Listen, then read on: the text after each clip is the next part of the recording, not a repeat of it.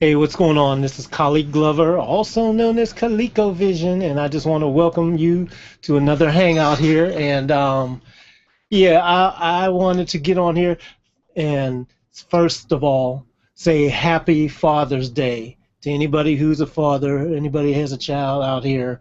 I'm a father, and today is Father's Day, and that changed my life. Having my daughter just completely changed my life. It made me a man because I started out as a musician, kind of all over the place, just doing my thing. And then once you have a child, somebody that has to rely on you, I mean, it's all on your shoulders and everything. You can't ad lib anymore. You got to come up with a plan. And so I did. I found a way. Me and my former wife, we found a way back in the day to get through a lot of ups and downs and everything. But it helps you grow as a person, and a big part of that is what I think led to me becoming who I am and having the drive that I have. Because you have to make something happen. People rely on you, and you can no longer just kind of wing it. You've got to figure it out. So I did real quick, she did real quick, and as a result it had great payoff. So I acknowledge and commend all the people out here who are fathers who love it. Hopefully everybody's stepping up. Some people don't always step up into their roles, but we're not going to talk about that. I just want to say, if you do embrace that role, it's the wonderful thing that God gave us, and also it's never too late. So no matter where you are or have been, that's always a good thing to do. I keep trying to become even better as I go on, and I'm loving it being a grandpa now. Well, I'm grandpap. That's who I am, and I'm loving it. You get the second chance around. Anyway, I just wanted to say what's up to everybody. I hope everybody's having a wonderful thing today, a wonderful time. I'm going to go out and end up hanging out and doing something later on. It's a day where I want to hang out with you guys, but also I want to get out and remember that today is all about family. So just getting out and hanging with your loved ones is an important thing. Say what's up to my aunt. Let me bend down here real quick. And what's going on with your brother? How you doing? Can you hear me? Okay. I can't. I'm not hearing. I don't think I'm hearing anybody. Can you hear me, Hey, Ma? hey, bro, Okay, I I'm got. I'm just waking up. Oh, Yeah, okay. Oh man, yeah, I hear you you. look Can you like you hear me? said I looked yesterday. I'm just Go ahead. I'm just recovering, bro. After you, we went and hung out with Brad Chapman, Oh, the cool. vocal coach, vocal producer, and we did a turnaround. It was a long, long day yesterday. But Oh, yeah, yeah. how I said you looked yesterday. That's how I'm feeling, bro. You're right. Yeah, yeah. I didn't realize until I went home and looked in the mirror. I was like, oh yeah, you do look tired, dude. Still looking tired, but feeling good.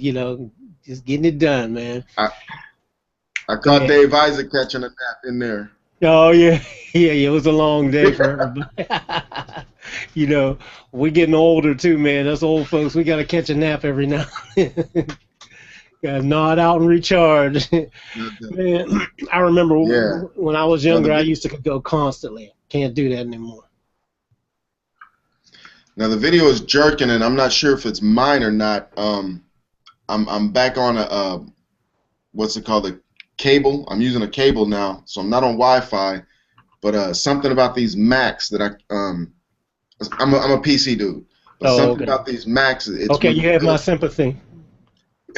when this Mac, bro, I'm loving this Mac. The guys told me to get a Mac. They told me to go Mac, and I have to admit, I have not been fixing my computer. I spend a lot of time fixing my computer Mm, um, on using a PC, but this Mac has just been running well. But yeah. what I found out is if you let the Mac hard drive fill up, you start having Mhm. issues. So Yeah. there's just stuff I have to learn about the Mac. Yeah, Um, absolutely. It's got its issues. All computers do, but they've got it's pretty bulletproof and pretty straight ahead because they just allow one way to pretty much do things. So I love Macs. They're just stable. When they do have issues, they're easy to fix, and you know where to look on how to fix some things and some basic maintenance, and it's cool. But I love PCs too because I've got them both. There's some things a PC does that a Mac can't do, and I like some of those features. The best of both worlds is to use like VMware or something like that and run a PC emulator on your Mac. So, Yeah. And I'm actually trained on PCs. I'm schooled on them, but mhm. bro, I don't miss when I'm on this Mac. I'm smiling. Yeah, I'm smiling. yeah. Yeah, that's cool. Now That's cool. this hold on, we got Darian in here. Yeah. Darian, are you Yes, sir. Yes, sir. there? I see a I'm photo, but here. I don't. There you Camera not go. working right now. He working on getting his camera up Okay, here. well say hello, bro. Yeah, I'm here. What's up, man? What's up? I'm glad What's you going made on, it man? Happy over. Father's Day to y'all, man. Thank you, bro. I don't know if you're a father yet, so I can't wish you happy birthday. You a father yet? No, I'm not a father yet, so. Okay. Happy Okay. be a son, Darian. Yeah, exactly. You got a father, so celebrate for Happy to him be a too. Sunday. You know what I started doing when like on my birthday, anything like it was my birthday or anything like that, I didn't want it to be put on me. I like on my birthday I would go and celebrate my mom having me. So it was a day to treat her, and so she went through each child she went through something we didn't. So it was always Right. stuff like that. And now for me it's weird. For somebody to say Happy Father's Day to me, Hmm. I feel like I'm like Darian's age. So Yeah. I'm having to adjust. Yeah, yeah. Well, and the age has nothing to do with it. We got a whole lot of young fathers out here too, so it just Oh, covers yeah. everything. I asked one of our producers, Draft, was having a talk with one of our artists, and she's 16, and this was 2 days ago. He asked her. He said, "Well, when Jermaine Dupri does blah blah blah," and she gave him a blank stare. Hmm. I said, "Bro, you old." I Yeah, said, right. "She's too young." I said, "She's young. She has no idea who Jermaine Dupri is." And he looked at her, and bruh, blank stare. She had no idea who Jermaine Dupri was. Oh, yeah. Like, wow. I mean, she Yeah. knows who Nicki Minaj is. Yeah, yeah, exactly. Well, it's so funny because I was watching the news the other day or something, or one of them news type of programs, Entertainment Tonight or one of them like that, and they were talking about Michael Jackson and well, there was these two kids that redid oh man, Talk Dirty to Me. They did a version. It's called Talk Nerdy to Me. But anyway, these kids was like about 8 and 11 or something like that. And then the guy happened that was on there, the anchor happened to mention. I think he mentioned it was either Michael Jackson or somebody like that, and they had that same blank stare too. It's like they didn't know, and it was somebody that you would think that anybody would know, no matter what age. But we got to realize that they weren't even around. They weren't even a thought then when some of these people that we take for granted that are legends, you know. So a kid that's like maybe 8, 10, 11, 12 years old, you can say Michael Jackson, you can even say Madonna and people like that. They ain't gonna know who the heck you're talking about. Right. I had and we would I would hear artists talking about successful artists with long careers talking about making sure that each generation knew them. Hmm. And like you would see Kiss, and it'd be a Kiss concert, and little kids in Kiss outfits where they were actually Kiss fans. Yeah. Things like that. Like Michael Jackson has spanned like Right. Right. uh, these amazing, like it's generation after generation of like mother, daughter, daughter's child, and Yeah. on Yeah. and on and on, to where the whole family knows Michael Jackson, and there's others. Yeah. But it's actually very important to a lot of artists to reintroduce themselves to each generation, and they actually keep that. That's something that's very pertinent to them. They keep that in mind as they go about reinventing themselves. Yeah. Keep spreading it. I remember I said Stevie Wonder to somebody, and it was the same thing. They were like, huh? Who is that? You know, I mean, and the funny thing is when you can reference some of the classic songs, and they'll know what you know, they'll know from the song, you know, oh yeah, my parents used to play that all the time, or my grandma used to play it, or something like that. They'll recognize it from that. If you mention the name, they ain't got a clue. So that kind of freaks me out. It's like, man, has it really been that long? Joseph just walked in. What's up, man? I think Joseph, so. what's up? Hi, not too much, guys. How you doing? Doing all right, man. Great. We're getting on here. We're just wishing everybody a happy Father's Day too. Yes. And then the other thing I wanted to talk about, so anybody that's watching, I want to talk about some vocals, because yesterday when we were at and I saw Mott yesterday, and Dave Hampton will be on here in the front. We did a panel down at the SAE Institute. And we were on with, you know, a bunch of Grammy winners and high level players and everything, but we were talking about some vocals at one point, and then got a chance to see some other people talk about some deep stuff. So I was like, you know what, I want to figure out and just kind of toss around what are some of the best vocal recordings and mixes that you've heard, some of the artists with just the best sound, and why do you think that is? You know, maybe take a guess at what was being used and some things like that, because that's such a huge part of you know, just most mixes and most music and most artists, what they want to get to is that elusive vocal sound that just is super memorable. And so I thought that'd be a good subject for us to toss around today. You know, I'm going to toss, like, for example, one of my favorites, I hear it every year, is Nat King Cole, when he comes around and sings Chestnuts Roasting on an Open Fire and all that, the Christmas song. I mean, the sound of that vocal is so rich, so in your face, it just has everything. It's like the closest thing to perfect. Same thing with when he sings Unforgettable or something like that. It's like whatever that vocal chain is, and the combination with his voice, I mean, it doesn't get much more perfect than that. Or if you think about somebody like, even getting a little closer, like Whitney Houston. I love like when she sings I Have Nothing, the vocal sound, and then the way I think it was Mick Gazowski mixed that or whatever. Oh, go ahead, guys. But you know what I'm saying? There's so many out there. So I just figured let's toss it around and the things that caught your ear. I'm just putting your list. You know, we can make a great list. Say that again, man. Uh-oh. He froze. What'd you say, Darian? He froze up. It's froze. When you sent me that text this morning, Khaliq, okay, I was halfway awake, bruh, and you sent me that, and I started thinking about it, because right now, you know, I'm like all about vocals right now. And that sent me on one hell of a ride, because I went, oh, here's technical, and then here's this other stuff that wasn't technical.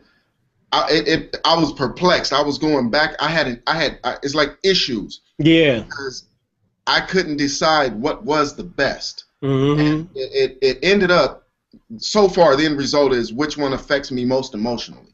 That is the key. That's what I want to get in here today, because before we all learned anything, we just heard something that just grabbed us, and it grabbed the rest of the world. It wasn't just us. So we got to throw all that other stuff out, you know. Because I went and a long time ago. Well, okay, Billie Holiday does it for me, right? Yeah. And after my ears improved technically, I started hearing that her vocals were distorted. Yeah. Which I didn't hear it as distortion before. I felt. I simply felt. I heard her words and I felt. Now I'm hearing and just little distortion, and it was driving me crazy. And I was no longer into the emotion of it. So when somebody comes and says, "What's the best vocal?" and I go back and I think Billy Eckstine, Billie Holiday, anything like that, anything where their stuff is distorted. If we come in and say, well, technically, we're not even in the right conversation. No, it isn't. And I've had those conversations where we get deep off into it needs 2K boosted. You could have 2K up or down on Whitney by a dB or whatever, and she'll still blow, you know. type Yeah. thing. So when you said, like I said, this morning, within the 30 minutes that since you've texted me, bro, I have been up and down on a roller coaster, like just like, I can't, you know, because Mm-hmm. there's a song, She Let Herself Go, George Strait. Mm-hmm. I don't know if you know that song, but if you don't, like, go back and listen to that song. It's a twist. It is a nice song. But it's nothing, and I love it. The vocals, the way I don't even get caught up into the technical. I'm into the song, Yeah. and the vocal is getting me. The way he does it, everything. But then when I think back to Frosty the Snowman, Mm-hmm.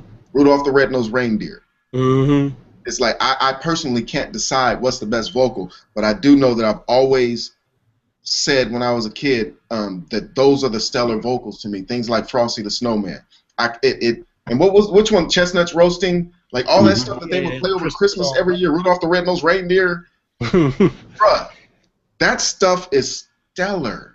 It is. And see, what you got to remember too, I mean, with stuff like this is why I think it's important to go through a list like this for not just what's new, but what spans history and what works, because they had a lot more limited things, but these things still go. And plus, here's the other impressive thing.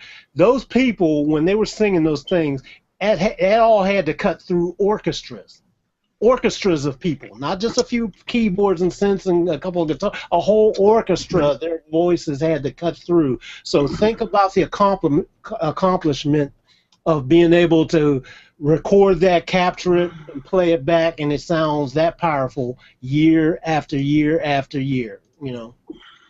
The nuances that some of these vocalists do and don't do, like right now. My whole reality of what a good vocal is has just changed dealing with you guys over the past year or so on asking you guys about vocals. But now as I listen, if a person says "and," there's all these little things within that "and" that can make a huge difference. And then, you know, do we capture it properly and put it on display, or is it hidden by what we do? Mm-hmm. And then, like, as I'm dealing with singers, I mean, it gets real anal, bro. The little things you could do emotionally to a person by a little nuance. And some of these singers, like the ones that I deal with in this day and age, they don't even get into that type of thing. But then when you run across one who does it, it makes all the difference in the world. And it's just a matter of capturing it and putting it on display so that everybody, you know, can receive it. So what's the best vocal? I can't even. I can't even, bro. Well, you know, that's why I say this is more like a compilation type of list opposed to pick the best one at the top of the list. This is just a compilation to me because, like I said, I can put you know, I can put Nat King Cole's vocal there, or say somebody like Louis Armstrong who sang "What a Wonderful World," you know, and he's got that gravelly voice, real weird, out of character texture to his voice. Would not be considered the classic vocalist. You know, he's considered a trumpet player and that happens to sing, you know, but his voice and his vocals and the way they were captured and the way they just come in your face and the message and everything is just so perfect on all the stuff that he does too. You have to consider that as some of the best vocal sounds that have been made in history. You know, some of these things they just keep going through. Singers like Barbara Streisand, Bonnie Raitt, you know, or even my boy Kenny Rogers, you know, who you saw Reggie Dozier at my music mixing success boot camp. Reggie Dozier did the song "Lady" for Kenny Rogers. Right. And you know, and that was just an amazing vocal sound. You listen to that sound, vocals just right up in your face. Kenny Rogers has a great sound and tone and weight to his body. Whatever Reggie did in that whole process, from recording all the way through mixing and everything, it just captured everything. And that's a song that touches people. So forgetting all the technical stuff, it doesn't matter. It's like the message of that song touched everybody around the world, you know. Right. That song "Lady" is one of the pivotal songs for me. I studied the nuances in there, because you hear everything. And when Kenny was singing, it's like if he's choked up, you hear it, you Yeah, feel it. yeah. I mean, it hits you. So yeah, when you guys had said that Reggie Dozier had worked with Kenny Roger on that with Lionel Richie, I think it was. Yeah, Lionel Richie. Yeah. Yeah, that's why I went straight to Reggie. Like, hey, Reggie, how you doing? Yeah, exactly. Yeah. Yeah, Reggie is the man, and the thing is that there's a lot of stuff like that. I mean, when you mention things like distortion on some things, I can go back and listen to pretty much anything Motown and listen and hear the distortion. That does not make me enjoy the classic of Marvin Gaye, for example, What's Going On and stuff like that, being some of the best vocal captures. I think the term maybe vocal capture might be a better all-inclusive term, because there's some great vocals out here, that have distortion every now and then. Stevie Wonder, think about some of the stuff he did back in the day. Frank Sinatra, some of these things like this, the vocals and the equipment that they went through. Sometimes they had limitations, but the limitations themselves, anything that went through some of those old school preamps, they had a characteristic and they could hit certain notes and resonate, and you could literally hear the distortion if you're listening to it. But see, what does the term distortion mean? Some people take it as bad. I don't take it as necessarily being bad. It can be bad, but distortion just means it's altered from the actual reality of what went in and what comes out. So distortion can make things better. Distortion definitely made Jimi Hendrix's stuff sound better. He could have played all that stuff clean, but wouldn't have been the same thing. Great guitar player, same stuff coming out of his fingers. But if he didn't have the distortion on that became characteristic as part of his sound, it wouldn't have grabbed people as much as it did, I don't believe, So the path that I'm going down, Khaliq, is this. You and I walk into a studio and we have crappy gear. So we say, okay, we run through, we test the gear, make sure whatever we can get out of it, and then we decide how we want somebody to feel, and then we simply make that feeling happen. And once we get to the point where that feeling is happening, job is done on that. It's not whether it's distorted, clean, whatever, who cares? All I would be going for as a producer is I need the listener to feel this. I don't care if it's a guitar amp on their vocal, a $1 mic on their vocal. Simply, did we achieve this feeling? Did we convey this message? And then we're done. And somebody can come back and talk about all the technical later. But that's what my head is as a producer and songwriter. That's what's up. That's really the best way. That's putting things in the proper order. The bottom line, just capture it. And that starts with listening rather than, I'm sorry that I missed it yesterday. We were all at an event called the IMSTA Fest, which was held at the SAE Institute in Hollywood, and they had all top level people there. One of the people that I just missed him because I got there a little bit later than I wanted to, was Harvey Mason. And everybody just kept talking about, though, how, if you don't know who he is, he's been responsible for so many hits and artists and Grammys and things like that. So just look him up. And he did a talk about his process and how he captures vocals, very systematic. I didn't get a chance to hear exactly what he said, but everybody just kept talking. He was like, man, I didn't realize he did it this way, one thing after another, always uses this one thing basically, and plus we all know that anytime somebody says they have a basic system, they do it one way, we still know that can bend and meld according to the needs. So everybody goes in with a basic system that they may start with because they come up with a good fail-safe microphone that's always a go-to, a preamp that's always a go-to, and a chain of things that's always a go-to as a starting jump-off point. But that could change or be altered at any moment. So the danger that some people think is when they say that this is what I always go to, and they take it literally and think they don't never change from that. Well, that's not true. That's just a starting point. It's like using a template, and then you change it according to, and then if the template doesn't work, you go ahead.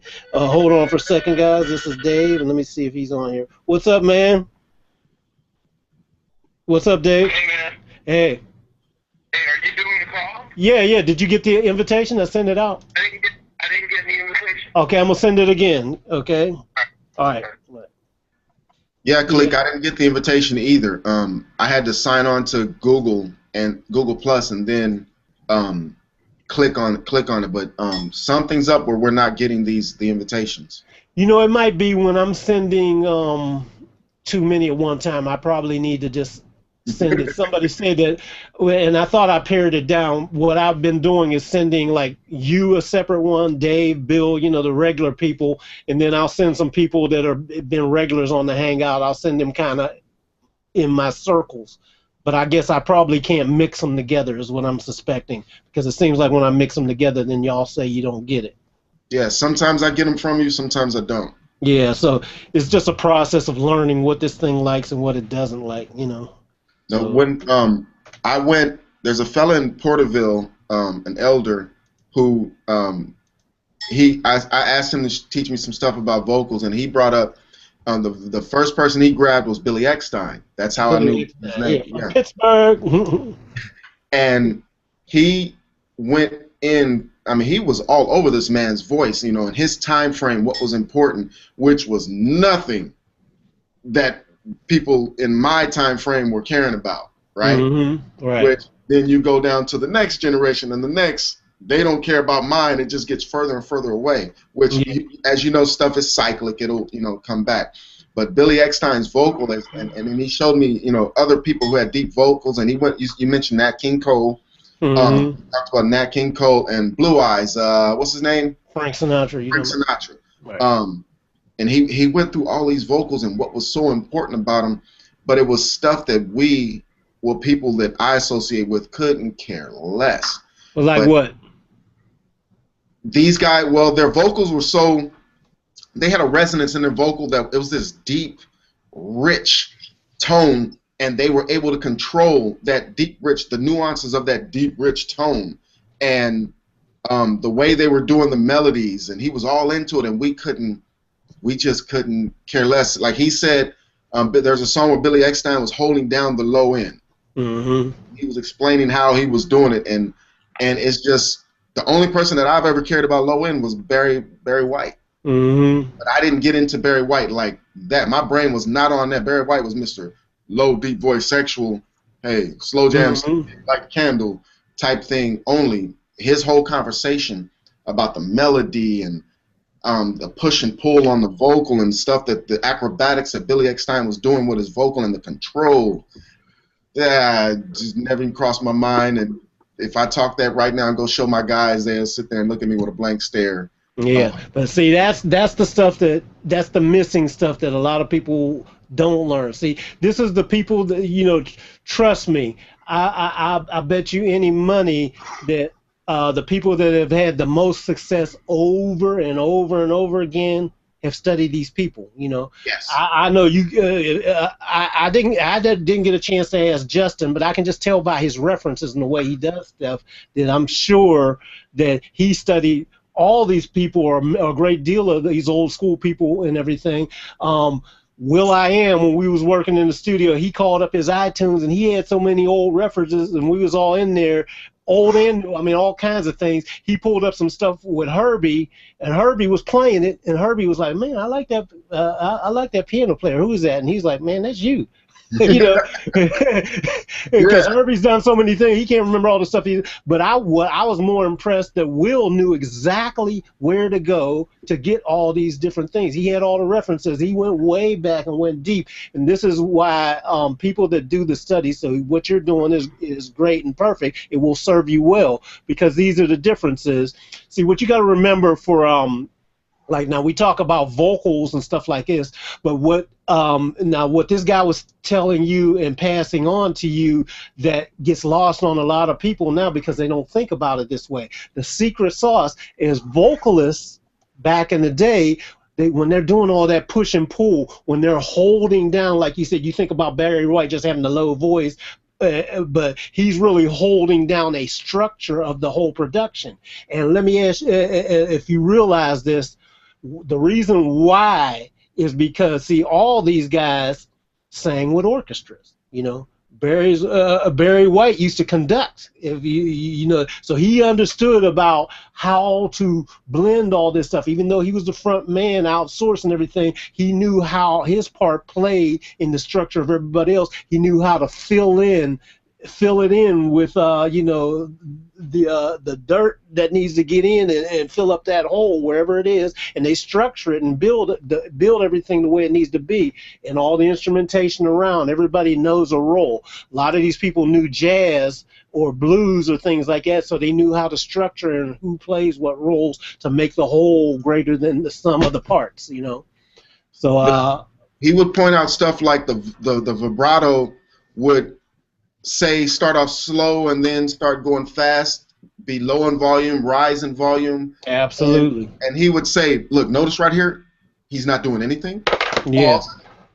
You know, he'd say the pause. Yeah. No, brother, silence, the pause. Yeah. Just as important as the notes. Yeah, getting ahead of the beat, behind the beat. And I'm sitting here, I mean, it's a lot of stuff that this Billy Eckstein was doing. And like I said, then he'd bring me over to Frank Sinatra, which to me, I always said, people like Frank Sinatra singing, they're just talking. And no, there's a whole lot more going on. A whole lot more. Yeah. Yeah, I used to didn't like Frank Sinatra. I mean, he was, I won't say I didn't like him, but he didn't affect me for a long time because, you know, just wasn't my thing for a moment. You know, when I was young and everything, I heard him, you know, I had the same thing that most young people do at the time when you're hearing somebody like, hey, you know, that's old folks music. You know, I didn't want to listen to it. But then as I started getting older and getting more into music and studying, and then people pointed out a few things. And then the key thing that somebody told me about Sinatra, they said, it isn't that Sinatra is the greatest vocalist in the world and everything, but what he is a master of is phrasing. To listen to his phrasing, how he's getting in these words and twisting them. That's why people feel what he's doing. You know, listen to how he's thickening up syllables and thinning out other ones. You know, like you said, the push and pull of certain things and all that. And there's a reason for everything, and he instinctively knows it. It's not something that you can necessarily teach. You have to have it that goes to the level that he did, that makes it happen time and time and time again, and people don't know why they're being affected by this guy who is, you know, he's a different, decent singer. You know, he was one of those guys when I first heard him, I was, oh, okay, nice voice, but, you know, it didn't grab me because it wasn't my thing, you know. But the more I started listening to him and wondering why, well, wait a minute, this guy ain't really my thing, but I remember his song, and I just heard it once. Why do I remember that song? I'd start going back and saying, wait a minute, if I don't like this guy like I'm thinking, if he's not affecting me, why did he affect me? You know, long after, you know, this is something that I would think that I'd listen to once and never want to listen to it again, yet I remember it after hearing it one time. There's something there, and I want to know why, you know. I got off into how well are we communicating with you? Yeah. And you know, how well are we affecting you with that communication? Because there's some of our artists rush through words or mumble words. Whereas if I listen to Whitney, she might take one word and it lasts, say, 7 seconds, and she's doing all kinds of stuff to you with that one word. And we've ran through 20 and did nothing to you. Yeah, absolutely. That type of thing. See, and Whitney got all that because, you know, Mama Sissy Houston ran her through it because she ran everybody through it, you know. But, you know, Whitney being the daughter, she really caught all the stuff, but all the great little stuff too, you know. So you know, Sissy Houston was a taskmaster on the little stuff. That's why she became such a legend, and is why her daughter became. And then also, you know, you can't help it then when you got people like Aretha and Dion and all these are part of your family, you know, it's that little stuff that you absorb just from hearing them do stuff that nobody else in the world does, you know. So it's very important. If you aren't surrounded by those kind of things, you're not lucky enough to grow up in them, you have to study the people that had that and where they came from. You know, the biggest tragedy in the world would be for people that are coming up now to not study a Whitney Houston and not study Aretha Franklin, or, you know, and you know, her aunts, cousins, moms, everybody else that made her who she was in that chain. You know, I know when I used to listen to one of my favorite vocalists of all time. A lot of you who are younger may not have ever even heard of her, but when I was listening to it, there's a lady named Sarah Vaughan. Sarah Vaughan, for me, is one of my all-time female vocalists because she had such a way that she did with words, a resonance in her voice. She could get acrobatic, but didn't always do it at all. You know, what's up, Bill? And she could really just do some amazing things with, and then like I said too, vocalists from back in the day too had to cut through orchestras. So you know they could either start with a jazz quartet and go all the way to full blown orchestra, and it didn't matter. Everybody was rocking, they were cutting through, and they were taking command. You know how some vocalists, when they sing and they've got to fight through the music because the music swallows them up. You know, and this is a key that we always try to teach people when we're doing music production and giving advice on how to get the best out of it. The vocalist, if you got a vocal driven track, should always be driving that, no matter how big and how powerful and how energetic and everything that the music and band is, the vocals got to be the driver, you know, and if they're not driving that thing, they start getting swallowed up and the music becomes a little more important. You know, and I'm not talking about mixing balances and everything. This is a performance thing. This is a command performance. You know, this is like, you know, even if you got a thin voice, you know, somebody like, for example, let's say Janet Jackson. You know, that's who it was. It wasn't Michael Jackson. Somebody mentioned Janet Jackson when I was telling you to these kids, and they was like, well, who is that? You know, they didn't have a clue. But somebody like Janet Jackson, one of the things that all the Jackson women got was that they had thin voices, you know, and the music would seem to, no matter what they did, the music would take them over, you know. So Janet learning, and plus her and Michael were so close and best friends growing up and things like that as well too and everything. Janet learned, while she might have had a thinner sounding voice, she still had power in her approach. She had a command performance. So when she did stuff and then working with Terry and Jimmy, they got her to come out of her shell and everything, no matter what the sound of her voice is. She's still driving that track, and their music, ain't no doubt, was very powerful, right? Terry Lewis and Jimmy Jam had some of the most powerful driving music, and the stuff they came up with Janet Jackson was slamming. But Janet, you know, easily could have gotten swallowed up if she didn't grasp the concept of it isn't the sound of my voice as far as being, I don't have to be rich and gigantic sounding. I just got to drive this sucker. I got to command this ship. You know, it's very important. What's up, Bill? Got Bill. Nothing much. Just want to check in, say what's up to you guys. Nothing much going on. Hey man, yeah. And what's up, Dave? Hey. Dave, Hey, got what's it. up? What's up? Hey Bill, did you get my first invitation? I sent out several invitations, and some people, Mott and a couple people were saying they didn't get it, Dave and all that. So I'm trying to suss out what Google does when it doesn't let certain things through. Not sure. I think I only got one, and I got it a few minutes before I entered.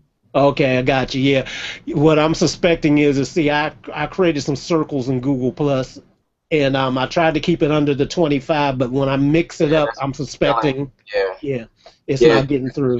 You want to have a bunch of smaller circles, because once you get over 25, it'll put it on the timeline, like if they look at Google Plus, but it won't send it to them as an actual, like how it turns the thing red up in the corner. I got you. Yeah. So okay, we're learning on all this stuff now. It's little quirks that you think that it's like, well, wait, I sent the invitation, you didn't get it. Well, that's Google, you know. But hey, I ain't complaining. This is free. It's great. Got too many friends. Yeah, man. All right. Yep. So, anybody else got?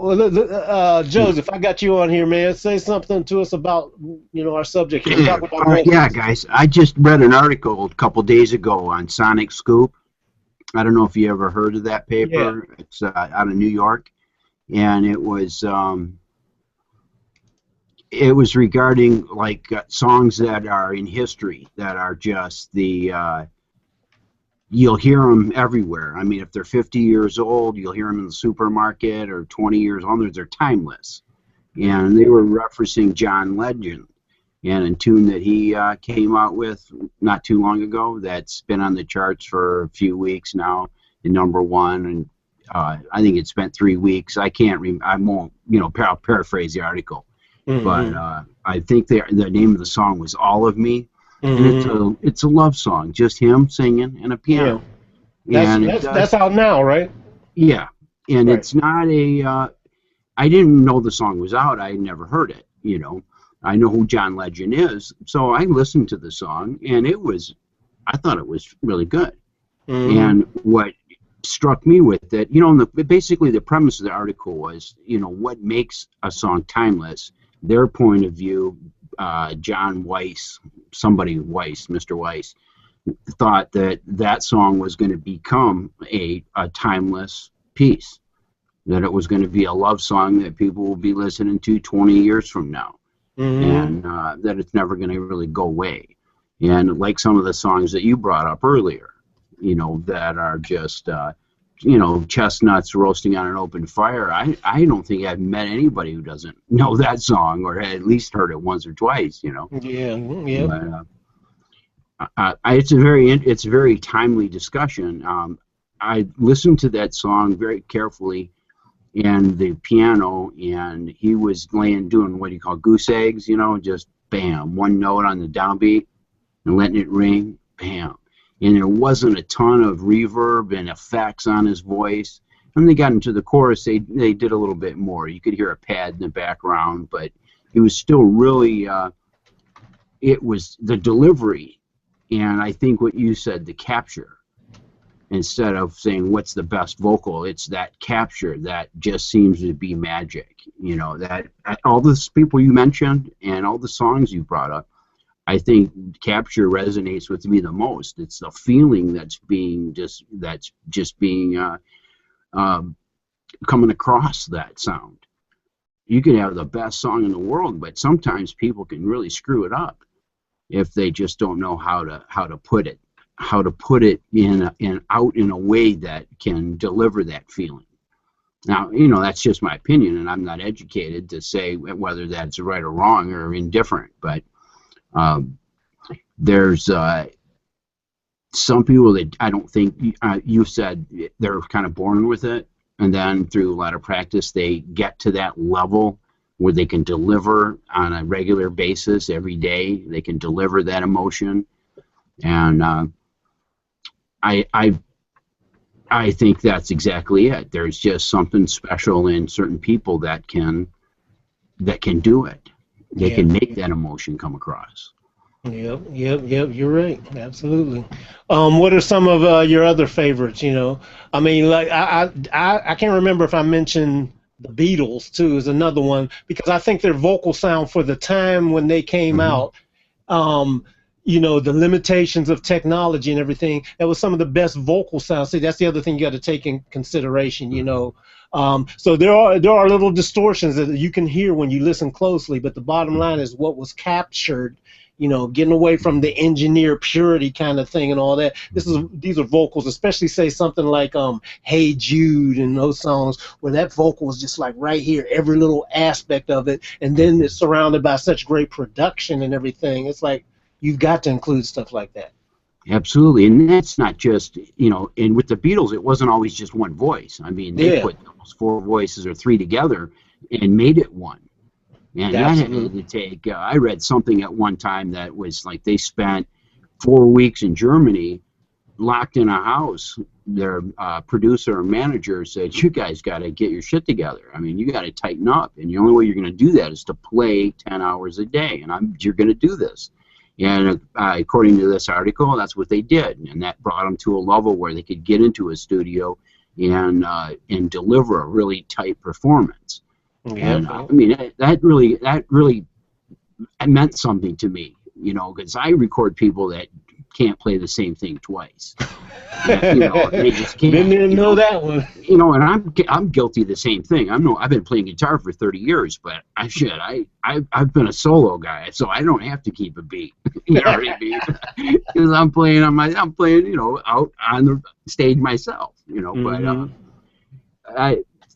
that's kind of difficult when someone wants you to record their tune and they don't even know it because they haven't practiced it enough.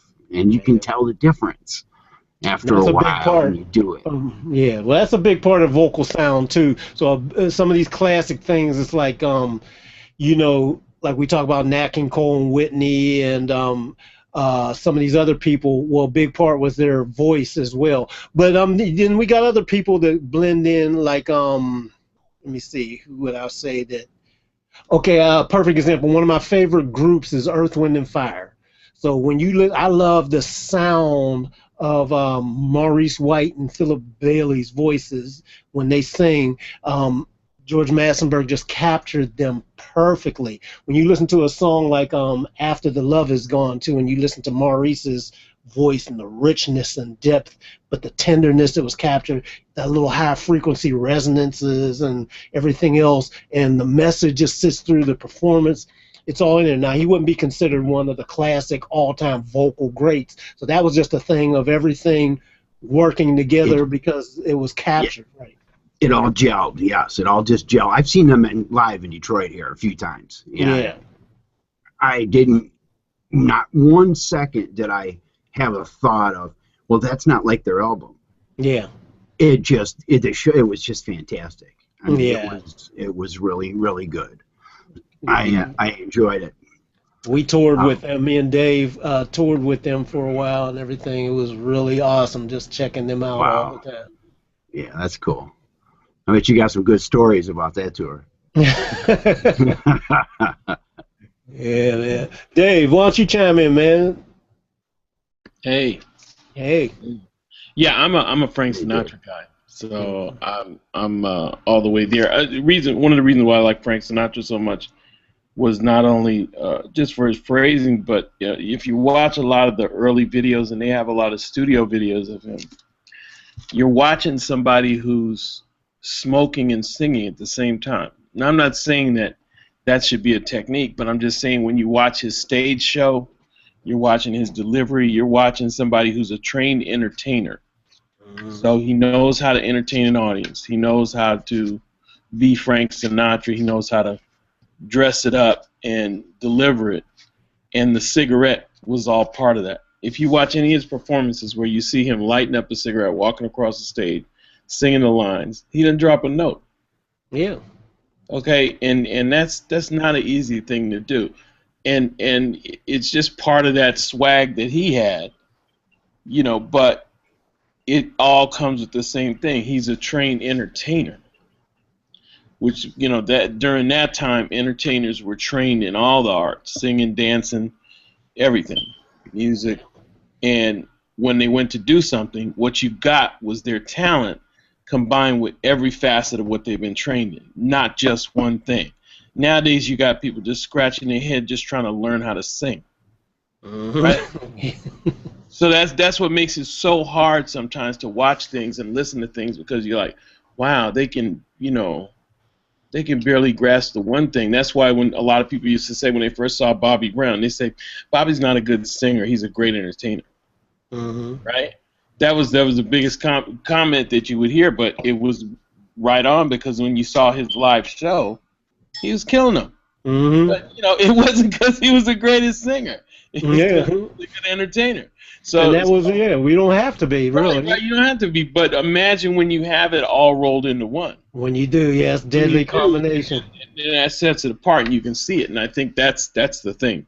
Well, see, and plus we were talking about like the whole thing as far as what are the greatest vocal recordings and mixes, because they affect you, so throwing all the technical stuff out. So like you said, it doesn't matter if you have the greatest singer, it doesn't matter if you have the greatest equipment and it's the super pure. Some of these vocal sounds, there's something about some of these things that come out, so I had mentioned earlier Louis Armstrong, he had that gravelly voice that, and nobody ever would have hired him to be a lead singer. He just kind of got that by, I mean, we were talking about this the other day. A lot of times you got guys that start out in groups. Nobody remember the group, but you remember the guy's voice. Not too many people remember Harold Melvin and the Brunos. Everybody remembers Teddy Pendergrass. Right. Not too many people are gonna remember the individual names of the people in the Police, but you're gonna remember Sting. Right. Okay, so all their things had a stamp on them. All their vocals had a stamp on them, and it's undeniable. And the stamp was so hard that Bono, same thing. Name somebody in the group with him. And they can't, because you just remember him. You got the about it. Yeah. You know, that's all I remember. Yeah. Well, yeah. It's funny too. And take for example. Now, what makes great vocal recordings, for example, as well, and things like that, we take one, like, say somebody like, and we know we had a chance to experience and even talk to people that actually did it and things like that. But take somebody like Prince. Prince, he does stuff, gets his ideas out, and he likes to get it done and everything. So one of the things before me and David ever worked with him or anything like that, I remember, I mean, I was always been a huge Prince fan from back in the days when I was starting out as a musician, but I'd always hear people slamming that it doesn't sound good, or this isn't, things like that. They get into all these little technical stuff, especially engineers back then. Before I was engineering, I'd hear everybody slamming how the sound was supposed to be. But like I said, before I became an engineer, all I could think of is I don't care about that. This shit is rocking. Sounds good. It feels good. His voice sounds good to me. So that's what we always got to keep going back to and remember why it gets you. Because we can get off into all these other things, and a guy like that, we know the reasoning by it's like, hey, just capture my thing, what I'm trying to do. That's all I care about. And I don't care what you put on in this whole chain. Don't even tell me all that stuff. It's like, because if you put all that on and it still doesn't work and it ain't feeling, then somebody like him is going to say, no, that ain't going to do it. Do the rest. He's going to make the adjustment. Yeah. I mean, I think also you have people who, like Aretha Franklin, she has such a vocal stamp. And then when she goes to do that performance she did when she did the Placido Domingo. Oh, yeah, right. Yeah, it took everybody by surprise because they have an expectation that she's always delivered, right? Mm-hmm. So she goes to do music, which she's allowed to do, but the most of the audience only knows her for delivering Aretha. They don't know her for delivering opera. Just being a singer. She nails it. She knocks it out of the park. But that is part of the power of really having the gift, developing the gift, and knowing that, if I decide to sing something else, I'm going to kill it. Mm-hmm. And she killed it. But she, it's one of those things that not everybody can do that. You have to work on a certain amount of mastery to get to that level. And in her own way, she has her way of working on. Everybody does. If you were to do a vocal study of Mary J. Blige from her first record to where she's at now, you're going to watch the evolution of somebody who came in a genre where there was no expectation. There was a very low bar on singing. Okay, and she transitioned herself into where she's at today. Mm-hmm. And it was all very evident. And she's a much better singer today than she was when she first started, but people felt her more when she first started. I mean, if you listen to some of the first stuff and all that, you can definitely hear the pitch problems and little stuff like that, but she has such heart and such feeling, and I mean, that stuff is the stuff that really stands out. Now, she's a much technically better because she's grown over the years and everything, but I felt Mary from day one. Right. Day one, feeling her. So you don't care about all the other stuff. That this is what makes great vocal recordings. One of my favorite vocal recordings of all time too was from an artist named Seal. It's a song called "Kiss from a Rose." I also like another song called "Crazy," but I really like the vocal sound, the production, the quality of the voice. The way it all set in there and the way he did it, and it was such a different type of song, So that's one of those things too. Whereas anybody these days might not even have a clue as to what the heck I'm talking about. But that's one of those things was so unique, it just stood out, and it made such a huge smash. I think remember Nora Jones back in the day. Another one. Both those tunes are a good example too of minimalist production.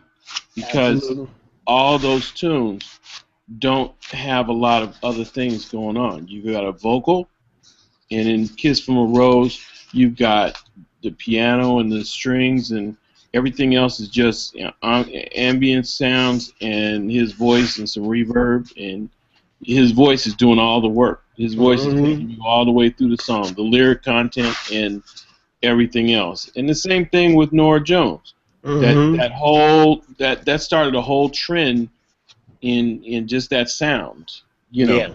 that sound where you've got, you know, and again, a lot of it physically. Look at the performance. Norah Jones is a very small frame woman, so when you hear the performance and you hear the miking on it, where you have this crystal clear vocal that's in your face. Yeah, she sounded like she was 300 pounds. It's so dynamic. You can't deny. You know, you're not going to turn your head. You don't want to miss anything.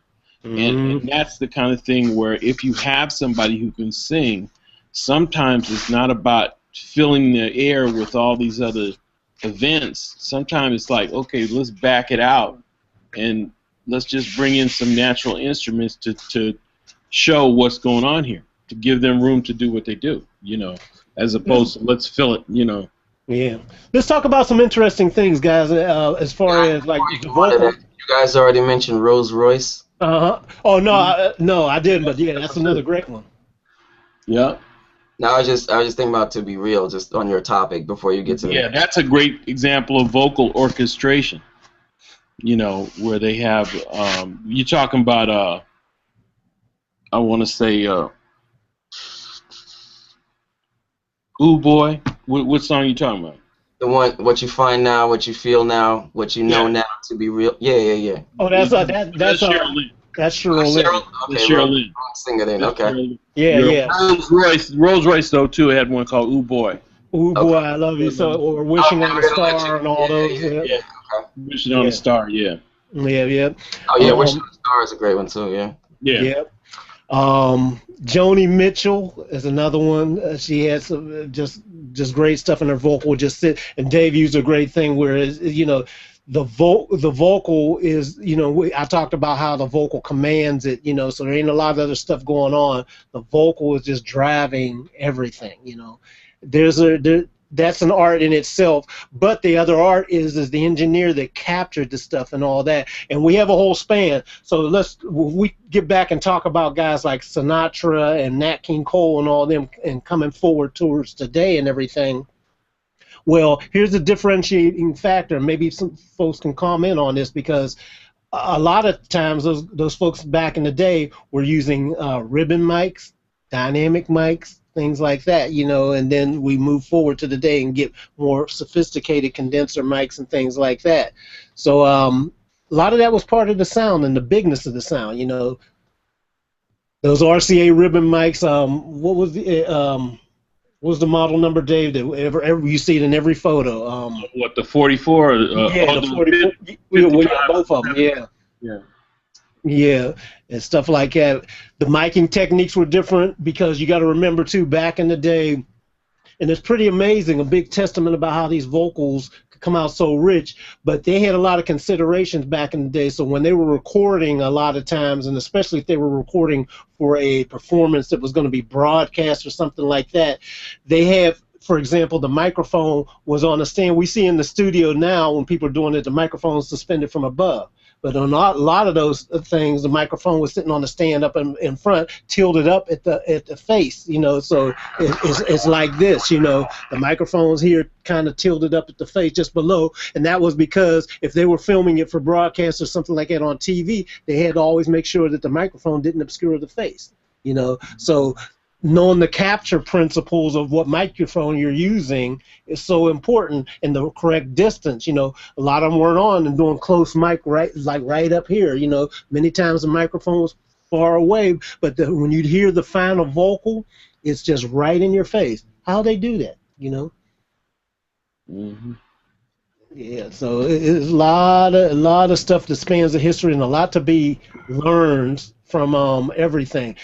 Dave, did you get a chance to see Harvey Mason's thing yesterday at the? I sat in on a little bit of it, and you know, it was very interesting.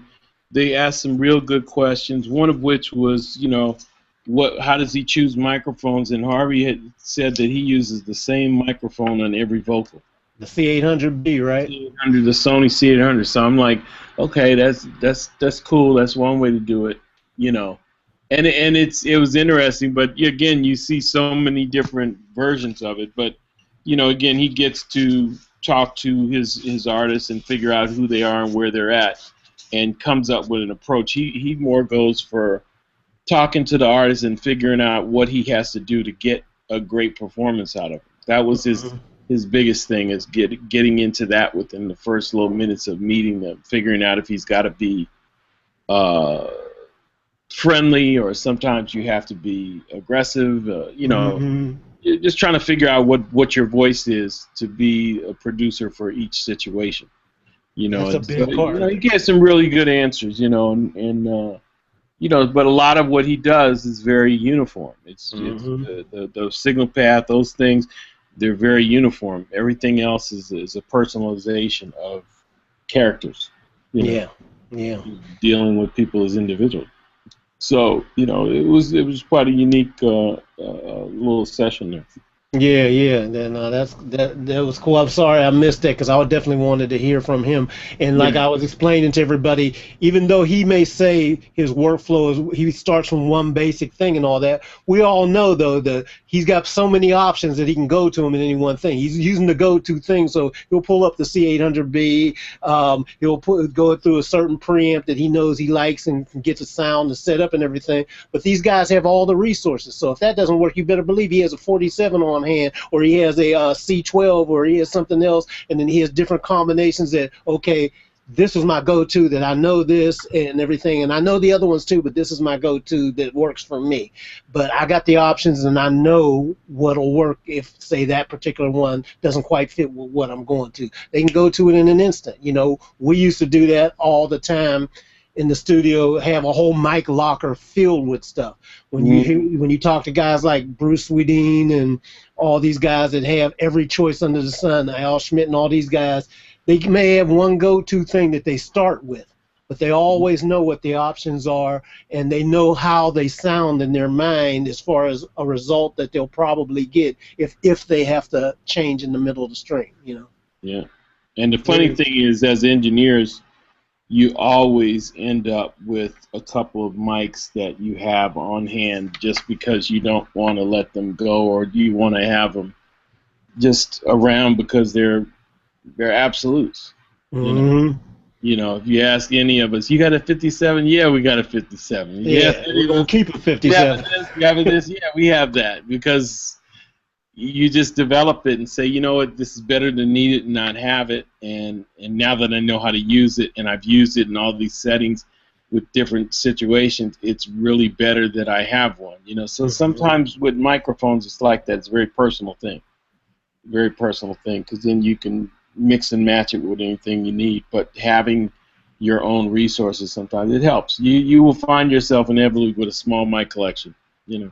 Now let me ask a couple of people this. Has anybody ever recorded vocals on here, or you know of anybody recorded vocals with a ribbon mic or something other than a condenser mic or an ordinary 57 or something ordinary 58 or something like that? Has anybody done that? Recorded what? With a ribbon mic, say for example, vocals with a ribbon mic. Has anybody ever done that on here? Yeah, I did vocal we just did one for the guy from The Voice. What is his name? And we used a blue ribbon, a woodpecker. We used a woodpecker. Yeah. Let's see if I got it. Oh, you talking about that day we was over at Vince's place? Oh yeah, right. That's right. That was a ribbon, huh? Yeah, that's a ribbon. Oh, okay, yeah. I have not used a ribbon, but I'm preferring dynamic mics, like the Blue Encore 100. I like dynamic mics. I found myself compressing vocals a lot. I switched to dynamic mics, and I wasn't compressing as much. I got a full sound. But so, like I said, I've gone through and just started collecting dynamic microphones instead of condensers. Instead of condensers? Yeah, I was going to have a bunch of condenser microphones, but the dynamics were not only cheaper, I ended up liking their sound better and did less work to get them to be the way that I would want. Like I was at Guitar Center and I called up a Shure something. It wasn't the 57. It was a Shure. the blue microphone, and a Sennheiser. Sennheiser 6 something. Do you know what I'm East something? Sure has a microphone. Well, I went through a bunch of dynamic microphones, and then like the TLM 103, a bunch of stuff. And I mixed. I recorded with all of them, and then started mixing. And I ended up doing less compression with the dynamic microphones, and I like the full tone.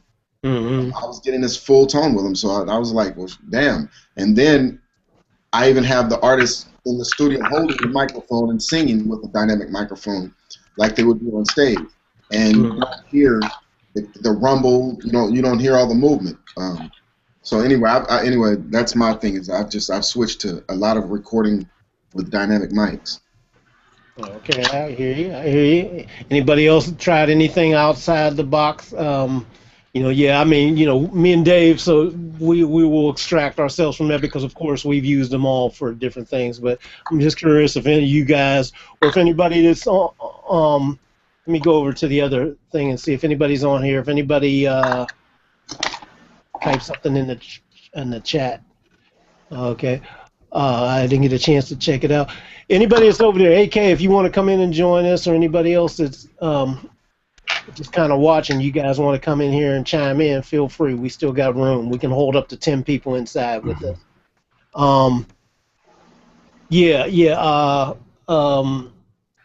Let me see, what else was I thinking of? What about anybody get a hold of everybody's seen it in these pictures all the time, the old school Shure microphone. It has like the ribs on the front. It's silver, has a rib cage kind of thing. It's a rectangular 55. Yeah, anybody use one of those to actually record vocals? I got one from my dad. No kidding. Yeah, from back when he was I had one back in the day. I want to get one. Yeah, he gave me it, and I never let go of it. It doesn't sound all that great anymore. Yeah, it's pretty used, but I still have it. Yeah, it's cool. yeah. I like it. They're so cool looking, and a lot of stuff was done with those back in the day, Sure. But I want to get one of those as well, just to have it. That's one of those kind of things where it makes a great prop to have. I mean, and it may be just the thing you need to do something different. See, I'd have something like that and use that, say, for example, on background vocals to separate them out from the lead vocal. Little things like that will make a huge difference for something like that. Yeah. The first ribbon I ever used was an MXL. It's an R144. Okay. And how'd you like the it? The noise floor on it was bad. Yeah. It just was, man. Yeah. I mean, it was like if you had something really loud with no pauses in between, then it kind of had you could work with it. But I ended up selling it. What kind of preamp were you using on it? Because a ribbon microphone, you have to overpower it with a high power preamp. I used I had a Focusrite. How many dB of gain did it have? Pardon? How many dB of gain did it have? Oh shit, I don't know. I think it has 36 decibels of gain. Oh, okay, that's not enough. Yeah. You got to have something that's high power to get you up into the 60s or something. Yeah, it just wasn't. It's the noise floor. Even with that lower level, it just was too high. Those are Chinese mics, aren't they, Dave? As far as the manufacturer. Yeah, they are. Yeah, absolutely.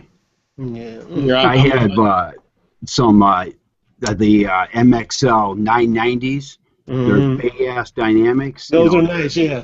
And there's some mods that you can get for them where you get like a fake U47, head that you can put in it and some other parts, And I changed one of those over and it kind of works good. Obviously, it's not a ribbon though, but it has some pretty, it's much more usable.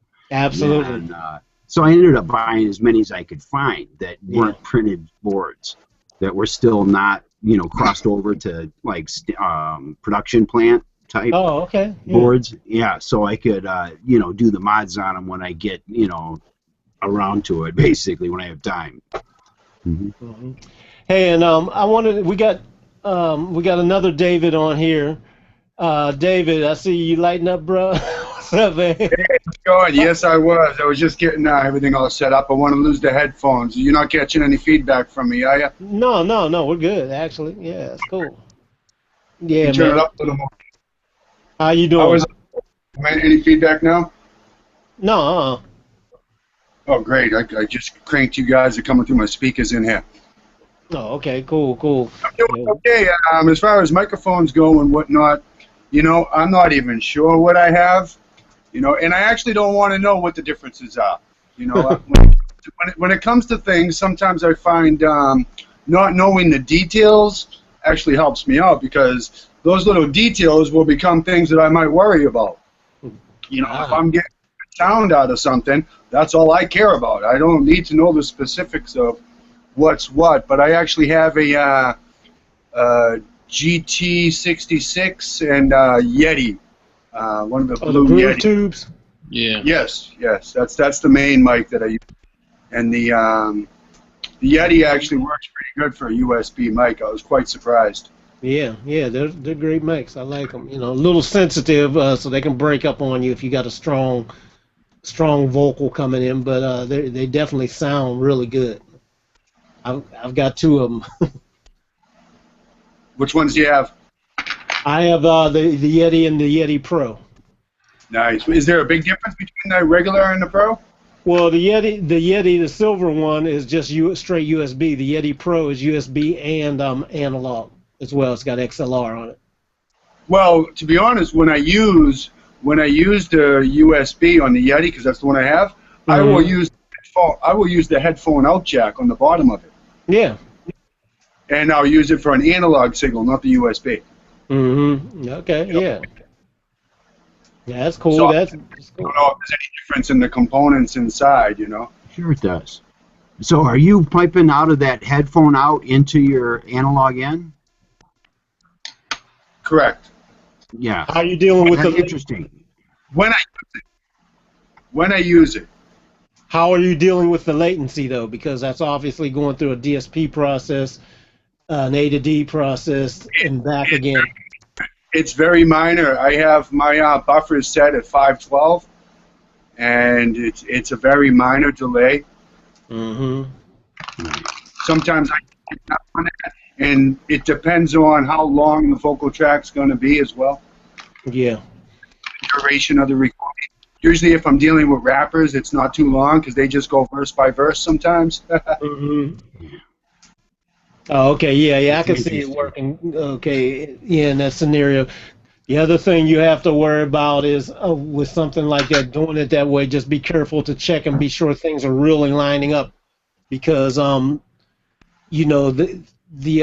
data can actually kind of get thrown out of whack. It can be a little bit out of time and everything, and you can end up with some anomalies with your phase and stuff like that. So just double check and be sure you're not getting anything funny coming out when you check something like that. Would you Interesting. get Get? Say that again. I was saying sometimes, there's no difference between when I plug in the GT and the Yeti as far as latency goes, So I'm not really sure what you mean where the latency is coming from. If it's running through the USB, there can be some latency, a little bit more. How have you tested it? I usually, when I use one, it's usually the analog signal I'm using. I haven't really used the USB port to record because of the latency. Right, yeah. That's what made me decide to say, hey, why can't I use the output right here? Yeah. To solve my little situation there with that, Is that giving you a stereo out? Yes. Yeah. It's a headphone. It's basically a headphone jack out. Right. So you're not turning it into mono. You're recording it stereo? Correct. Yeah, interesting. You're just taking the two cool. channels into your board? Correct. And on the GT, that of course is mono mic, and that's on I have that set for right channels. How are you going into your board? Believe it or not, I'm actually using I have a Yamaha Mo X6. That itself is basically an external sound card, which is pretty interesting. So everything actually runs through that.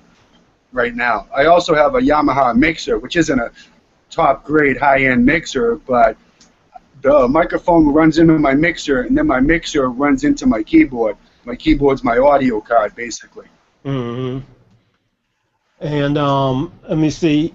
Are you going in line in? From the keyboard itself, No, it's I'm talking about the microphone. USB audio connection. Say that again. On the keyboard itself, the keyboard is a USB audio in connection. No, So I was talking about the microphone, the Yeti. What about it? I was asking you. You were saying you come out of the headphone jack into your board. How are you going in? Line in? It would just on the, I haven't mic'd up my Yeti to my board yet. I haven't had a need to use that. I've been using mostly the GT, and that's okay, I got you. That's going directly into the mixer and whatnot. Follow that chain. Oh, okay, I got you. So the Yeti is just kind of a backup. You mean if you don't use the Bluetooth? You know, it has a lot of different settings on it than the GT. Right. So depending on if I want to experiment with something and whatnot, there was a time when I was actually had some stuff going on in my car, and that worked great. Mm-hmm. I got you. Cool, cool. Let me see. What else was I gonna ask? Okay, and David, tell us a little bit about yourself and what you do, where you're from, and what's going on. I hear an accent. Of course, it isn't an accent from where you're at. We have the accent to you, but I'm from Boston. It's Boston, I mean. I thought that might be what that was. Okay. Yeah, producer, composer, mixer. You working on anything you want to talk about currently? I haven't been working on with any artists for the past couple of weeks, but been composing stuff and whatnot, you know. As always, that's all I ever do. Sit and write, work. Nice. What kind of stuff do you have? You mentioned some of the stuff that you got. I make everything. I'm not biased. Whatever the mood hits me, you know, I try not to think at all when I'm making something. I just kind of start off doodling, you know, doodling with some audio and see where it takes me. And usually takes me on a pretty good ride sometimes, you know. I got you. That's cool. Very cool, man. Very cool. You know, what kind of DAW are you using? I'm using FL Studio. Okay, cool. All right. I have Cubase. Cubase came with the keyboard. I've played with it some, but it hasn't been anything I can do a lot more with the FL Studio because I'm so familiar with it. I got you. That's a good point too. When you're really familiar with something, you know, you can stick with it for the most part until you are totally ready to get familiar with something else. But you've got that down, so if it ain't broke, don't fix it. Precisely. I've been using it. It's on version 11, just about on 12 now. I've been using it since 7 and 8. Okay, cool. All right. Anybody else want to mention anything about any vocal stuff? Anybody have any additional thoughts on great vocals or what they might think was used or what could be used to get a great vocal sound, great vocal mix techniques? I have two things, Khaliq. I'm dying to see what Dave Hampton has as a mic over there because he pulled it up a couple of times. Oh, you do? Yeah, and that was a ribbon mic. Oh, okay. The woodpecker. Was that the woodpecker? Yeah. Yeah, you ever see one of those, Mott? No, I haven't seen one. Like, I haven't been in the presence of one, I should say. Oh, okay. Yeah. Those are cool, man. Have you used it on anything other than vocals? Who, me? Yeah, you and or Dave. Dave? Yeah. Yeah, Dave, have you been using that on anything other than vocals? You know, I actually used it on acoustic guitar and it came out really good. Really? Yeah, that's what I was considering purchasing for acoustic guitars. Yeah, and, it's been on my wish list for a while. Yeah, one of those things where we were going to do something and I'm like, well, let's try this. You know, a lot of it with microphones is just trying it. Don't always go to thinking you can't do something with something else. And we tried it and it actually sounded very full, very nice. Yeah. Yeah. Yeah, it was funny. We were doing the shootout with that and a bunch of other blue microphones that one day, and that one wasn't best for the guy's voice, but like you said, when you try it on different things, that's it's just a good exercise to do, is get into a shootout with a bunch of different things to see what works for certain scenarios to get familiar. Yeah.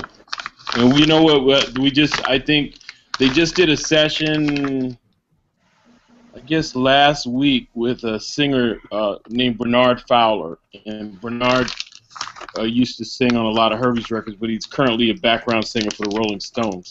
Mm-hmm. And Bernard, and they used it on Bernard. Oh, okay, cool. Yeah.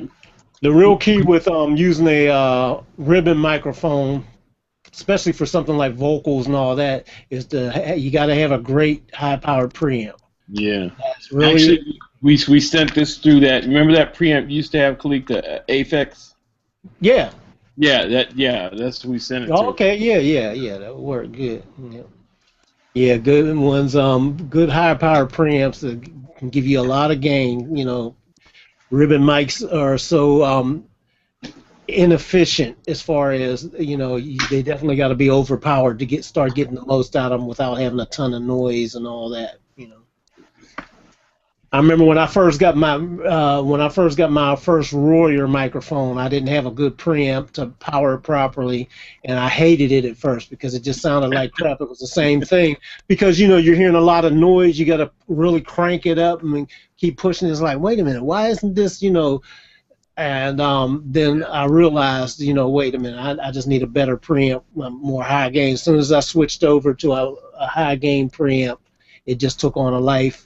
And everything was amazing after that. I think that's sometimes, too, where people don't realize that there's different levels of gear. There's different levels of equipment. There's a reason why, if it was never evident why you would need to spend X amount of dollars on a mic pre, a ribbon microphone relationship is probably the best example. Yeah. Of this is why you need to really look at, this is the money that you're paying for when you pay for a little bit nicer mic pre. Then the ability to have the flexibility to use it with every kind of mic. Mm-hmm. Makes sense, definitely. I got a question. Is Mott still in? Did you sit through the presentation yesterday, Lost in Translation? Yes. Did you get it? Yes, I saw it. I've seen his presentation online, so that was the second time. Now I got to see him live. But yeah. So now you understand kind of. He makes it real understood why you want to do certain things and the end result you're working for. I thought it was real good. Yeah. Oh yeah, I understand. I've been understanding it. There was one when he asked which did people prefer. The very first one he asked, I ended up preferring the MP3 over the high fidelity one, and it was the reason was the dynamics of the vocal of the MP3 were less, and I would end up out of preference I would end up going into that mix and controlling things more. Whereas MP3 just did it, and he described it, I believe, as sort of flat, which I ended up liking the flat as a preference. And I turned to Dre DeMos and H-Bomb and asked them, and they said, yeah, me too. I was like, well, why didn't y'all have the balls to stand up and say so? But it was just on that particular one because there's stuff where I want the movement. I was listening to something, it was sort of classical, it was this dramatic something, and I kept asking, why isn't more music like this? But in reality, I wouldn't have my music be like that when I thought about it. Right. But it was so emotional in how it was going from low volume and it was just the whole dynamics of it, not just volume. The way that it was done, I wouldn't compress that. I would need that high fidelity stuff on that. Mm-hmm. Yeah. It's, wait, real quick. My bad, real quickly. One of the issues was, and we talked about this, Dave Hampton, you, me, all of us talked about this previously. One of the things was there was an issue with, I think it was Nora Jones, her file. They didn't have the high fidelity version of the file, which, of course, they're probably, there's a high fidelity file for it somewhere, but the problem being that if you don't have the high fidelity file in the future, that limits you. If we don't create high fidelity audio, and I just wanted to reiterate that, you know, the reason we're having that high fidelity stuff, we don't know what the future holds. Yeah. And he's referring to the storage, you know, as archiving and storage, which Dave has mentioned many times. You know, you got to do it in the highest medium that's available right now, because you never know what's going to happen in the future. And if you know, a lot of people actually do final mixes as MP3s and stuff. I've seen it, you know, and you know, you just have nowhere to go, and it's just going to get worse.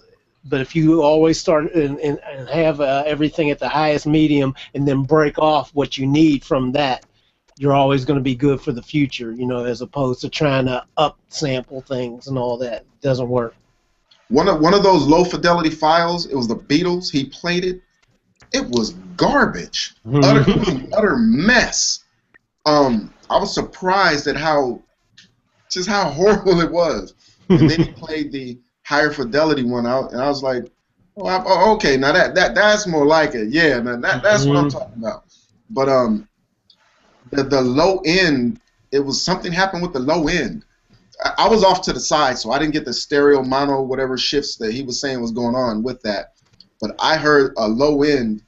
It not just the low end, the others. It was a mess. It was just like you're cooking and somebody just walked in and screwed up your whole meal, which is yeah.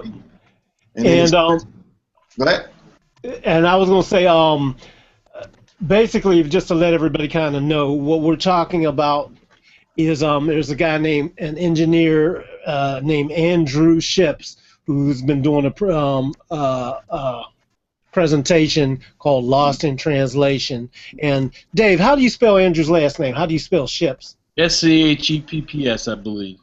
Okay, it's just EPPS. I thought so, but I didn't know if he had an O in it like some people do.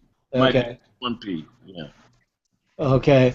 But anyway, that's something good, because it'll let you kind of know what is happening and what has happened to our audio and where it may be going, where it needs to go, and the understanding that you need to have about what's been done and what's going to be done, so that you don't suffer in the end, because a lot of stuff is suffering badly. And the other thing, Khaliq, was you talked about background vocals using a different mic. Would you and Dave speak on that? Because I rarely see people that I deal with switch microphones. Oh yeah. When they go to the background vocals. Would you speak on why, whatever? Just speak on that a little bit. Switching mics. Well, here's the thing that I think is becoming kind of a lost art, and it basically boils down to take your time to get it as close to finished on the front end. If you take that little bit of extra time, it's just going to take you a couple extra minutes to switch things out or to try some things. It's going to make your life so much easier on the back end, and the quality is going to be better when it's captured that way and then printed in there. That used to be standard practice because we didn't have the options coming up, so we had to lock in the sound that we wanted as close as we could, and then the mix was basically to tweak it and get the best out of it finally. But it was pretty close, sounded great going in the way it was captured. So part of that and part of getting separation and things like that is using different components. If you use the same thing to capture every part of your song, then you're just going to get a stacking up of that sound. This is exactly why just like with hardware gear, we had to learn the different sounds of different hardware gear. Different compressors sound different. You know, they're all doing compression, but they all do it in slightly different ways with slightly different sounds. They all got different electronics, and you start learning what is the sound of that and how is it going to combine with other things to separate out whatever it is I'm doing and make it have its own place in the final mix. So this is why you use different microphones will make your life a lot easier, matching them to where you're trying to go not only with the voice that you're recording. Now, I back that up with also saying, now, if you're in a high pressure situation where speed is the issue and you don't have time to switch it out, people do not want to take the time, then you do what you got to do. You leave the same thing up, capture it, and then you try to, you have to separate it out later on the back end while you're mixing, or you can reamp and try it later on then, but just capture the signal cleanly. But I always try to explain and talk to people up front and let them realize, listen, here's what I'm thinking. If I take a moment and, if you allow me to have this moment to do this, I think we're going to have a better result in the long run. Can we try it? Most people are usually game to do that. Just take the time and do it. Try a different mic positions. Anything, if you did, something as simple, Mod, as even if you had the same microphone, like for example with Harvey saying that he always uses the Sony C800G, he's using that to capture the vocals on most occasions, because it's set up, it's a known quantity, so you're going to get good quality as long as you capture it cleanly. So what I would do, because I've used that many times too, I love the C800G to get in there and capture and know it's going to be clean. But if I want to separate things out, little things like changing the angle of the microphone, which I've shown you guys before, changing the distance. If you're suspending it, maybe take it from underneath, because it's going to capture the faceplate and the resonance differently. So little things like that will help you help make your vocals change up a bit so that they separate out from each other a bit. If you can't change the mic, change the position. Thank you. Anything to add, Dave? No, it's just microphones all have different textures, and whether it's live, I'll give a live example. You're doing live and you have an ensemble. You're going to treat it different than you would treat the lead vocalist. You're not going to give everybody the same mic necessarily, because they're not singing the same parts. They're singing something as an ensemble, so you might need a microphone that tends to help you get a better blend with several voices, as opposed to the mic that you select for the principal artist, right? So those characteristics hold over when you're making that selection. The selections we make in live performance do not necessarily mirror the selections that were made in the studio, because you have to pick microphones that are going to help you get that energy there for everything that's going to be played, as opposed to captured. Okay, so there's different reasons, and that's why it's good to spend time with microphones and to understand why you see these mics used live a lot. And what are their characteristics? Why do you see background vocalists singing these kind of mics a lot? And that's where you can use kind of the tools available through video and these other things to really start to see what is some of the common things that hold true. You will always see a 57 in every show. You'll always see certain mics the 58s and 57s will never go away. They're always going to be there because they have those characteristics as a catch-all. But they have been some new mics that have been developed, especially for live, that really are convenient. Especially a lot of stuff in the guitar cab areas, and some of the hard to mic areas like drums, and we got a bunch of specialty mics that have come out there. But it's all about the characteristics of the microphone and what you're going for, in the song, especially with background vocals. Because a lot of times background vocals are not the people who were on the record. But your job as a mixer is to make it sound like the record. So you're not going to choose a mic that, that really accentuates certain frequencies and doesn't really give you the ability to kind of get in there and through plugins and other manipulation get to a reasonable facsimile of the original vocal you're trying to reproduce, because when you're live, you got to play the hit. That's your responsibility, is to make it sound, believable. Yep. Thank you. I'll say one other thing too, like different techniques as well, and something that normally it all depends on what you're trying to do. Because like Dave said, for example, if you're doing live, and say for example you've got you've got 57s across the board. That's just what the sound company has. And when you come to do the gig, so you got all the exact same mic, including the lead vocal, and you have to find a way to differentiate the background vocals from the lead vocals. So if the source mic that's capturing it can't do it, you got to think of other ways to do it. So something as simple as putting, the high pass filter on all of those and not on the lead vocal, or if you put it on the lead vocal, then shelving them all down so that they're thinner than the lead vocal, so the lead vocal by default just comes out, or summing them all into a submix and then processing that in a different way. And then the other thing is you got to know the characteristics of the mic. So knowing something like on stage, when I first started learning how to do live, and I started out using SM58s. Everybody knows that's a cardioid microphone and everything. You get up there, and before, when I was going live on stage, there wasn't a lot of in-ear stuff happening at the time. It was a lot of wedges down front. So the lead vocalist would have his wedges up front, and then the backgrounds would have theirs over in the individual instruments, and you had to do your mix that way, live in it. Well, the thing is you also got to know the type of mic that you're using in a situation like that, and what kind of polar pattern it has, because a cardioid polar pattern has complete rejection at the back. An SM58 completely rejects at the back of the mic.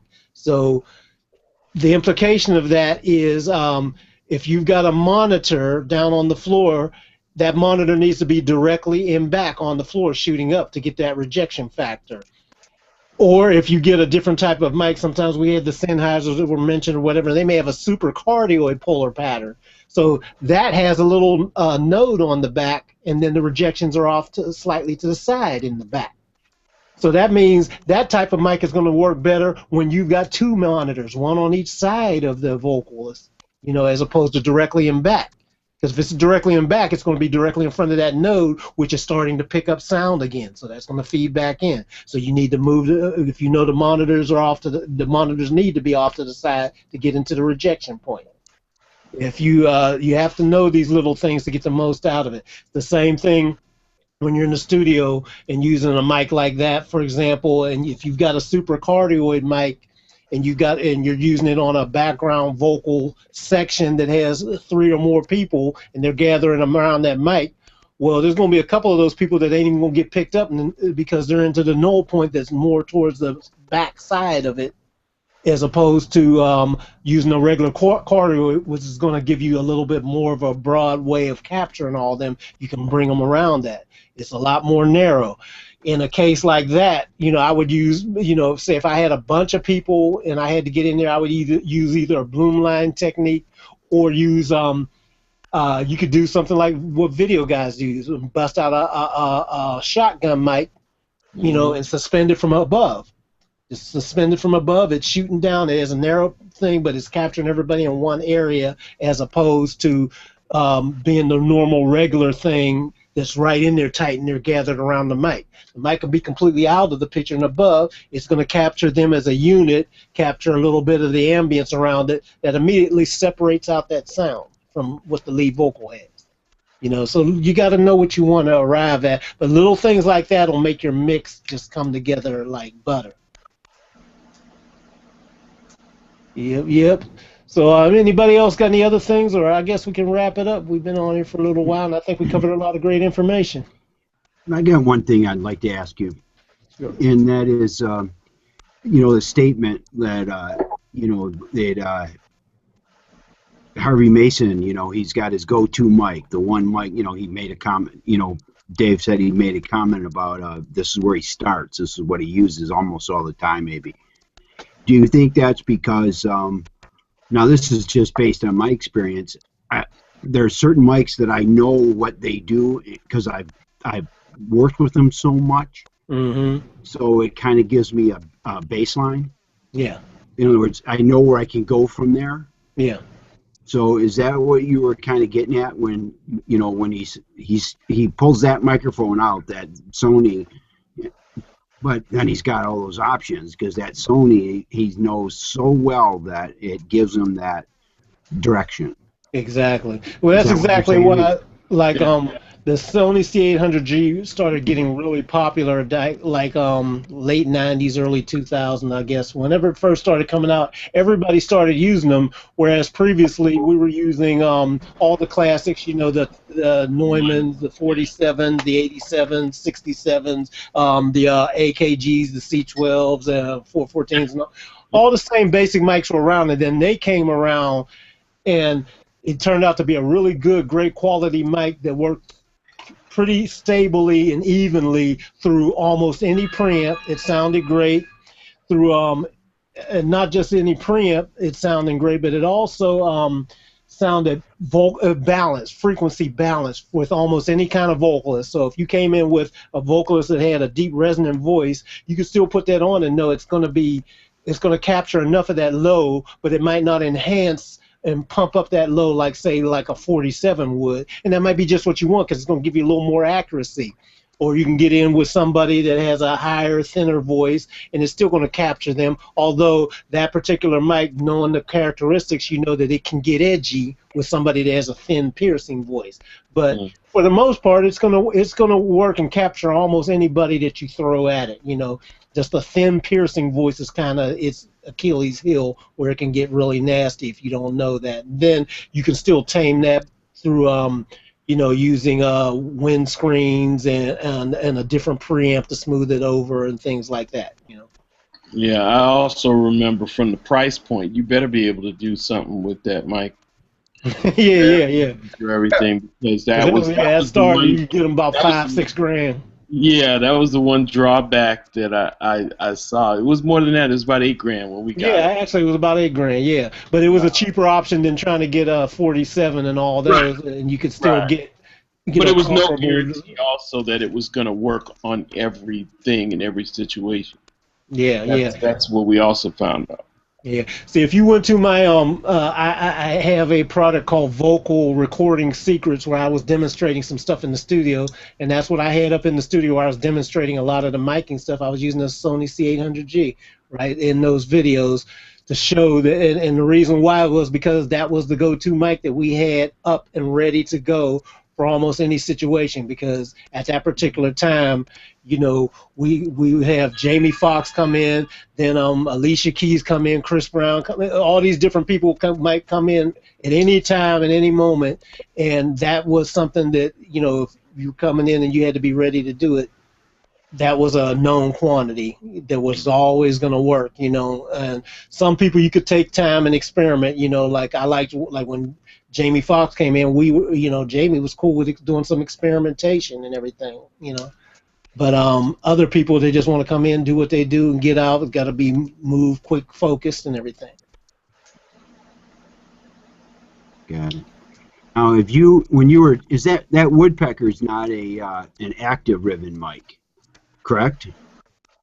Yeah, it is active. You need to power it. Yeah. Yeah, you got to. Yeah, okay. The 48 volts. The power's not built in. Power's not built in. Yeah, you need to power it. Yeah. Right. Okay. Now you find that that's a big difference without, you know, versus the like the aluminum. The Royer you're talking about? Yeah, the aluminum ribbons where you can't put power to them, or you'll burn them right out. Versus. Yeah, well, I mean, Royer is probably one of the few companies that offers you options. You know, right. I think Royer has a version like that. A lot of the companies that are doing ribbons, they only build one kind of ribbon. Right. Which is an active ribbon. Royer is a little bit. They got more bandwidth than anybody else because they're in the business of ribbon microphones. Yeah. They've gone a lot deeper. They went a lot deeper, a lot sooner than everybody on the whole ribbon thing. So that's why they have the variety in the line. Most companies are only offering maybe one look at ribbon microphone. Right. And that's even when you go to AT and something like that. I haven't seen more than one mic in all those lines. Yeah. Royer and there's two companies that really have the ribbon game really down, and everybody else is kind of copycatting and doing the one-trick ponies. But Royer and is it AEA? Is that on AEA. that? Yeah. Yeah, that's West Dooley's. AEA. West Dooley. West Dooley. Yeah. Yeah, those two companies, they got that down, and they've got the best ones because they know that, see, with ribbon mics, the ribbon itself, what it's made of, and all the components that it's connected to, so the way that it resonates and still is protected from shock and things like that, the length of the ribbon, and so many factors are, like a lot of the other companies that sell cheaper ribbons, they don't necessarily account for all the little detail stuff that Royer and AEA have done to make sure the ribbons are quality. They just put the flat ribbon thing in there and put the elements in and close it, and bam, you can call it a ribbon mic. But it's those little details that really make the difference of something that's going to last and keep the quality, the way the ribbon itself over time, the way when say vocal mist gets on it and everything, and that ribbon has to dry out, that affects that ribbon after a while. Royer accounts for all those kind of things in their testing and the way they manufacture that stuff. It's pretty amazing how far they go to make sure that this is something that's going to still translate years and years later. Gotcha. I just, I didn't want to go over that price point of that woodpecker.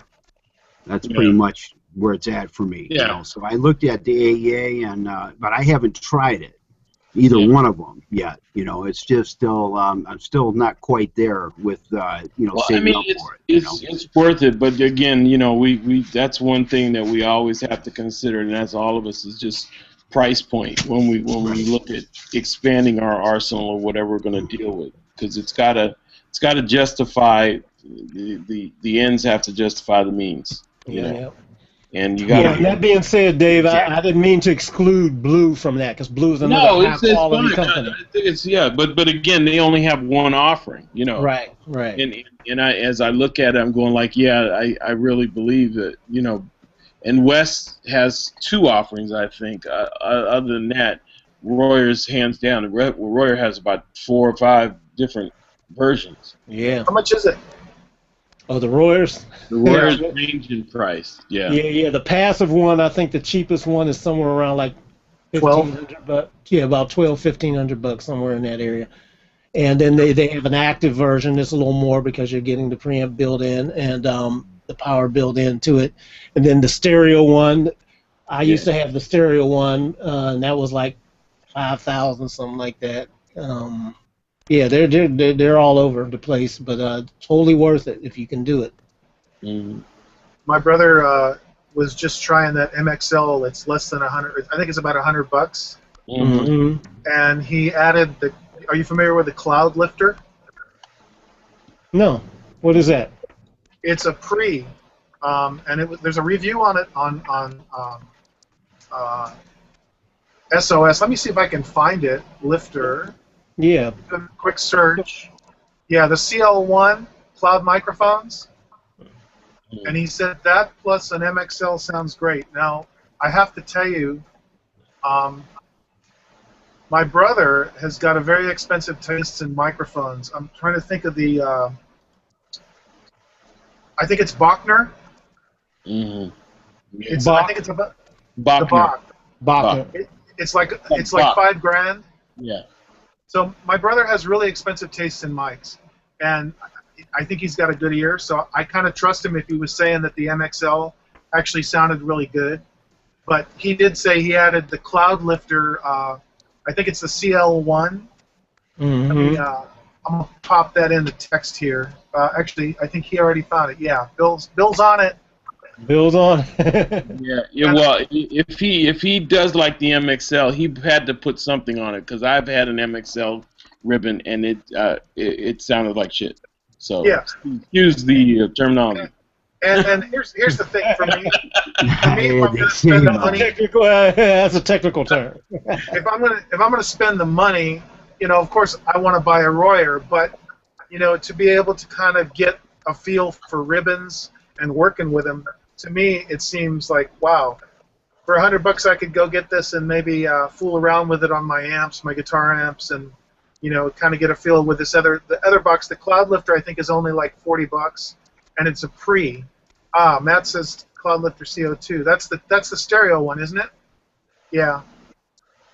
But I thought that was interesting because what he's doing is he's using the X32, and he's dumped his interfaces, and he's using the X32 as his interface because the whole Pro Tools thing is getting so expensive. Now, the only reason I wouldn't want to do that is because with the interface, I'm getting like real time, I can monitor real time, whereas he's just using Pro Tools to record, and then he's mixing after the fact, so he monitors from the board.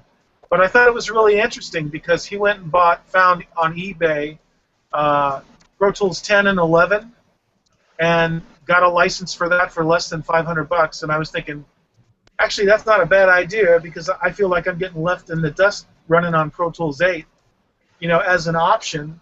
So when I need to use 11, or if I want to spend some time learning it, I can go grab that. And that X32, I think you can get that for $1,800, and he says the pre's don't sound bad.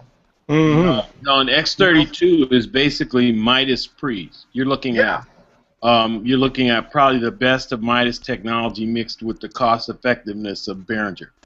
Yeah, are you familiar with the Midas brand? Yeah, very familiar with it. So when they merged, they got the really good quality signal path that was already established. So the circuits that you now see in some of the I hesitate to even call them entry level consoles because it's not. I don't think it is. Their things are still high. It's the minute they merged with Midas, they kind of raised the bar on the low end. Their price might be very inexpensive, but you really get a great product. That X32 is very impressive, and a lot of people are using it because of the flexibility it gives you. And the control. I had never heard of them, but I was impressed because I saw the X32 looks like they took the Midas console and just made it cheaper, So for like $1,800, you can have, full control, automated. It's not pro control, but you can at least control the transport and stuff. So I'm looking at that. You can do it off of an iPad as well. Yeah. Oh, really? Wow. iPad or your phone. Yeah. Wow. Yep. Yet another use for my phone. Hey man, don't sleep on the phones. The phones have gotten deep. Now, what was that one thing for the iPhone, Dave, that we saw at the NAMM? Oh my God, I'm trying to think. There's a variety of them. Yeah. Aside from the DJ things you can do on the phone, but there's stuff now where you can control your live shows from the phone. You can do remote control. So if you're let's say Roland Digital Performer, you can do your starts and stops from your telephone. Yeah. No, I was talking about the mic pre's that interface with the iPhone. You're talking about Centrons. Yeah, Centrons. I mean, it's amazing what can be done right now. Just with something that you carry with you all of the time. So, you can be ready to go get some high quality stuff, and the capture rate that it's stored into the phone, you could get up to high definition audio, right, Dave? Yeah.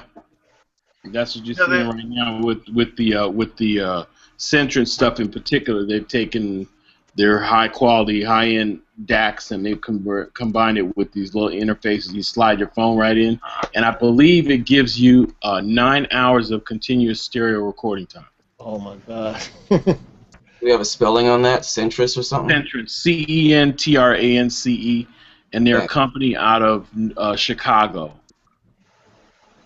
All they build is very small, compact devices, DACs, DAC amplifiers, and what else do they have? And then this new stuff. Mm-hmm. But real great stuff, and these guys have been with in particular, they saw a trend coming when the iPhone first hit. I used to run into these guys at Macworld shows, and they would always have something in their coat that they were showing. Hey man, check this out. What do you think? And pretty soon I started to see their stuff in high-end audio catalogs, and then it filtered into our music stuff because DAC, the term DAC was becoming more prevalent in our lives. You need some form of digital analog conversion. So they would produce these very high-quality DACs that are very small and compact. So when you do things like come out of a microphone, right, like you were describing, as you come out of your Yeti, Joseph, and you come out of your Yeti and you go into something else, and you're using that, you can use their DAC product, and it kicks it up a notch. You know. I have to say though, hey, I don't know if that is my air conditioner really loud for you guys. No, it's fine. No, it's fine. If it gets too loud, let me know. The only drawback, like I've got a guitar tuner and some other boxes on my iPhone, and sometimes I'll take it out in rehearsal, and I find it's kind of a hassle because I've got the Tascam recorder on my iPhone, and I've got the tuner, and you start to realize I've got all these apps on my iPhone, and I can't use them all at the same time. So it's almost kind of better to buy a dedicated box or like a dedicated digital recorder to use, because trying to switch between them sometimes is really cumbersome and really a hassle.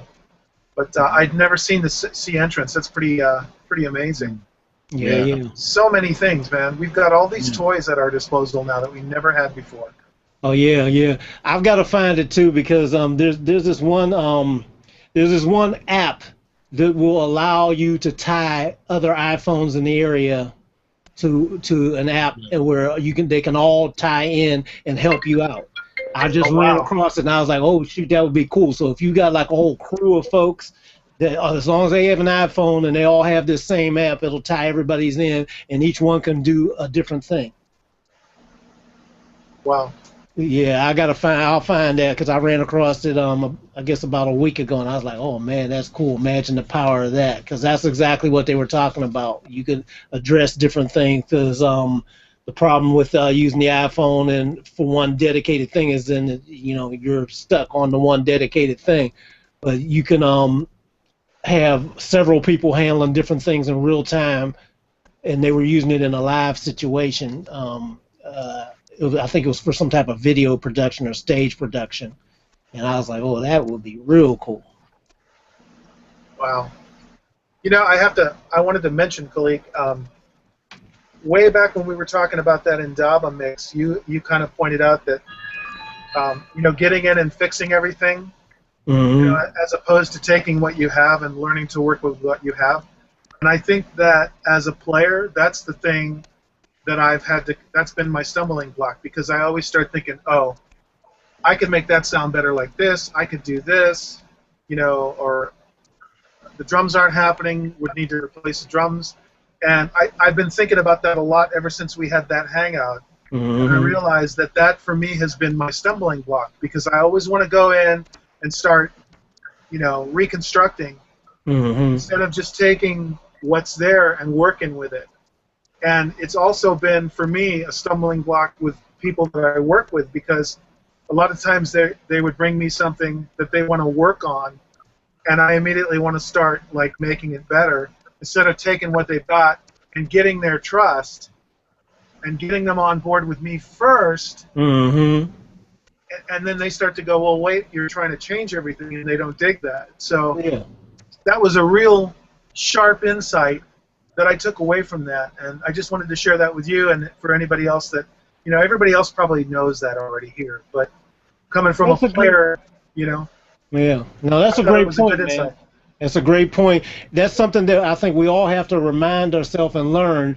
This is one of the reasons why, like I said, that's why I like Mod Hotep, because he's one of those type of guys where he may just simply like something, has no particular technical logic for it, or it might. It doesn't matter, though. The bottom line is when somebody says, but I like it like that, then you got to understand why they like it like that and help them get to it, rather than trying to convince them and go there, because it doesn't matter. If you're trying to help them bring out their vision, then you got to go over there and see through their eyes.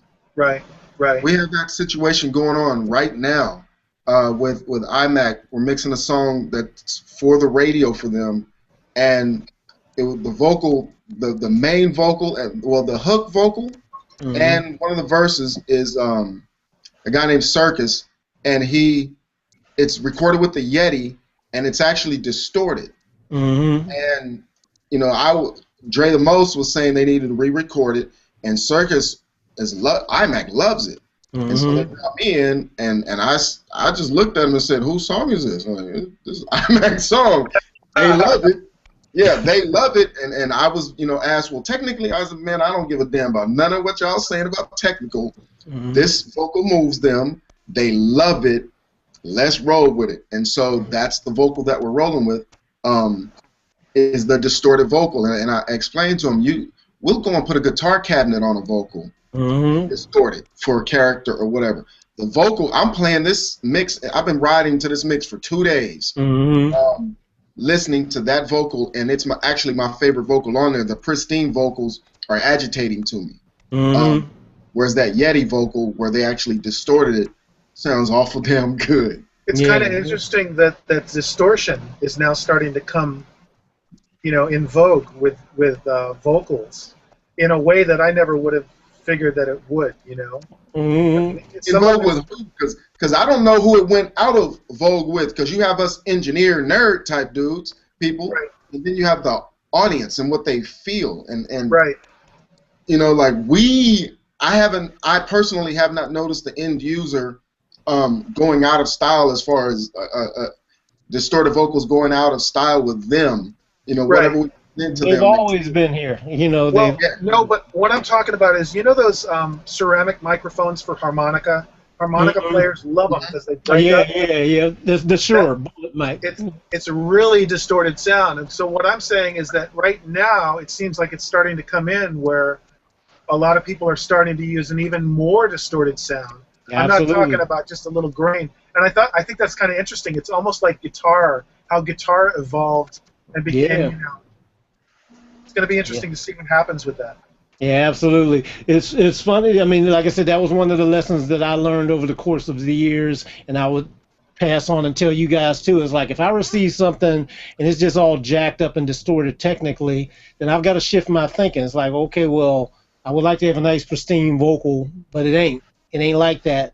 Plus, they done got used to it and everything. They don't seem to see anything wrong with it, so what can I do with it? So if it's distorted, my mind's immediately going to go to, can I distort it more? Can I make it sound like it was on purpose, and it still fit what's happening on it? Or should I just leave it where it is, let it have that edge, but bring in some other elements that mask in with it and support what it's doing? But it gets your mind going in a different way, as opposed to, always trying to be the pristine engineer type. Bottom line is we should start as musicians and start as music fans. That's how we started, being a fan of music and listening before we learned anything. We got to keep going back and visiting that. It's kind of funny. Back in the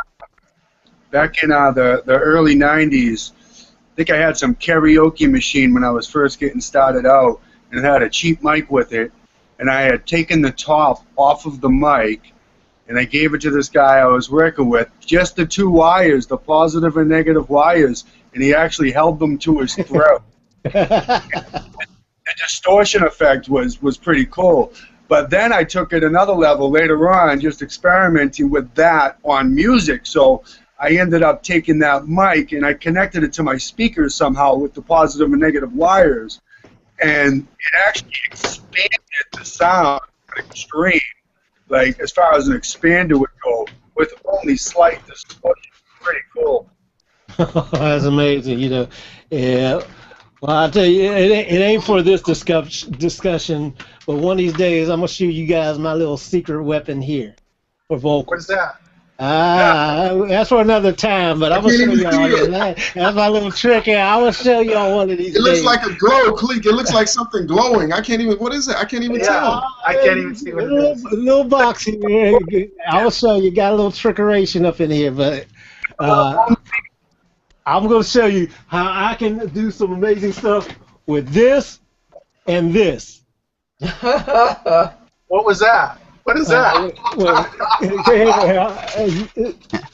Is that a wireless keyboard? It's just styrofoam, brother. Oh my god! I'm gonna show, I got some stuff for you, but that ain't for this time. Y'all gotta wait for that one. My curiosity is piqued. Yeah, that's hilarious. There are vocals that I thought were pristine, but they were not. And it's like there's some illusion or something going on. I hear everything that I need to hear, but they're really not pristine. And then when they're put up against a pristine vocal, I'm thinking, holy crap, you know, and one of the things was when it played next to the music, if the music was duller, it made the vocal sound, you know, in reference, more pristine. But then the stuff that's within our hearing range was made to where it really stuck out and was controlled. But it's like the higher frequencies, the detail, it was that stuff wasn't there, but the detail of the mid-range and everything was there, and it was really communicating. Right. But there's been several times I thought something was pristine when it was not. Yeah. I think I've kind of watched that with some of the Dave Pensato things when he's been adding distortion, and I was like, wow, I never noticed that. And I went back and checked his reference and realized, oh yeah, he's got a little bit of distortion on that vocal. I didn't notice it. So it's kind of like an awakening. Yeah, yeah. And I'll throw on Steely Dan. My go-to, the thing that blew me away was Thriller on album. On an album. It was amazing. And then after that, Steely Dan, that Asia, I keep saying Aha, but it's Asia, right? Asia, yeah. Right. That album, when I listen to it, there's just an essence to it. I don't know, bro. Roger Nichols and those guys.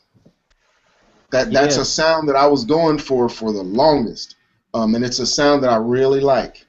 Yeah, yeah. And see, those guys really, really. I mean, now you talk about being anal about getting some of those sounds that we hear, but they knew what they wanted it to feel like. So they took all the time that they needed to do. They changed numerous. Rhythm section. They got it at the source, so they changed numerous musicians, instruments, all kinds of stuff. Donald Fagen and Walter Becker would drive people crazy. The top session musicians in the world all came through there, and many of them would dread doing sessions with them sometimes because they were so picky, because they knew exactly what they wanted, and you could throw literally the kitchen sink at them, and it's like, no, that ain't it, and then go through, like 10 different guitar players, 10, all these different things to get to this one thing. And then Roger Nichols, like you mentioned too, they put him through pushing and pushing and pushing to just get this sound that's pristine. But in the end, it just affected people, and it is such different kind of music too.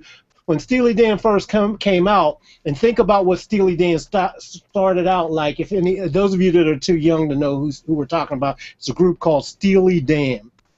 And they had a very big progression of their style of music, because I guess their first hit record was it Reeling in the Years, Dave? Yeah, it was. I think Reeling in the Years was their first. And that was very different than when they started going into all the other stuff later on that started getting a little more out and everything. But their process, man, it was amazing, and they really pushed to get the process on the front end. And so by the time they got to the mixing on the back end, it's like it didn't even matter how out this stuff was. It was compelling to listen to, Yeah. Khaliq, when you have something in your head and it's there, you can hear it. Yeah. And then you have to attain it. You have to actually capture it and be able to get it. So when you talk about those guys and what they're doing, that's what they were doing. Just I couldn't figure out why those guys would have such a hard time trying to get what they wanted. It was like for example, a lot of Steely Dan songs, and I didn't notice. Donald Fagen had a tutorial DVD he had out years ago. But he started explaining how he constructed some of his songs and everything, and I got into a debate with somebody about it because I was like, I had heard it directly from the horse's mouth. He said a lot of our stuff is simply blues, 12-bar blues. Right. And then after, I never thought of it like that until I went back and listened to it and said, oh, that is the blues. Of course, they expanded the chords, they did extensions and substitutions, but when you break it down to the bare essence, it's a 12-bar blues. So, so the same simple. Real simple. Yeah. And the chord progressions and everything, they got, these chords and everything, but like I said, when you take away the extended chords and the alterations and all that, and take it down to the source, it's like, oh, okay, that's the same thing Muddy Waters was doing essentially. They just made it a little more jazzy sounding, so it sounded slicker, but structurally it was basically the same thing, you know. And it came straight from the horse's mouth. He said, that's exactly what I did. He said, I just took a standard 12 bars blues and then just, you know, altered it a bit, you know. You guys talk about live sound a lot, and you were talking about the iPad or the phone, using the phones. I sat and watched a guy named Ferguson. Fergie was sitting there controlling all the mics using his iPad, using StageScape or Soundstage, like Pod 6. Do you know what I'm talking about? StageScape for live sound. Is that thing for the controller, Dave, for the Line 6 live thing that they have, the touch screen? Was it a touch screen thing that it was talking back and forth?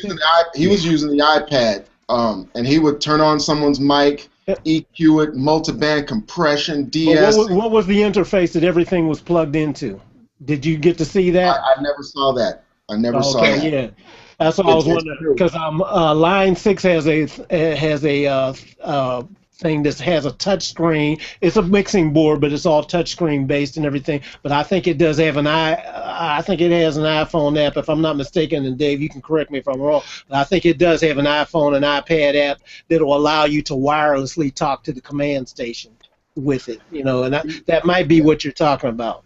He was walking around the room, or we were walking around the room, and he was, bruh, this thing was crazy, the amount of stuff he could do with it.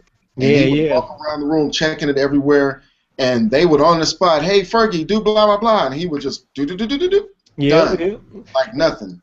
I love that now, too, because it's the same thing. Remember when I did that thing on the Line 6, I mean, not the Line 6, the PreSonus Studio Live, the 32 channel board, yes, and all their integrated audio boards can do that. I mean, active intelligent boards.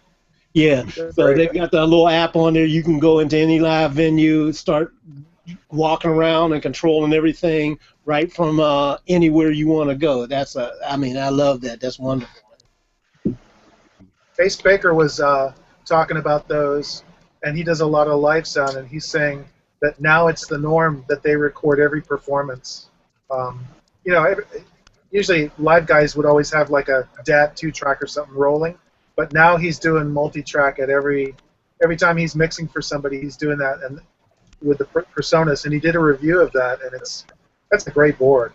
Yeah, it is. It really is. For the As money. a matter of fact, Fergie said, yeah, he can record all the individual tracks live with this thing. So that might be what you're talking about, Khaliq. It might be that. Might be the Studio Live. Yeah.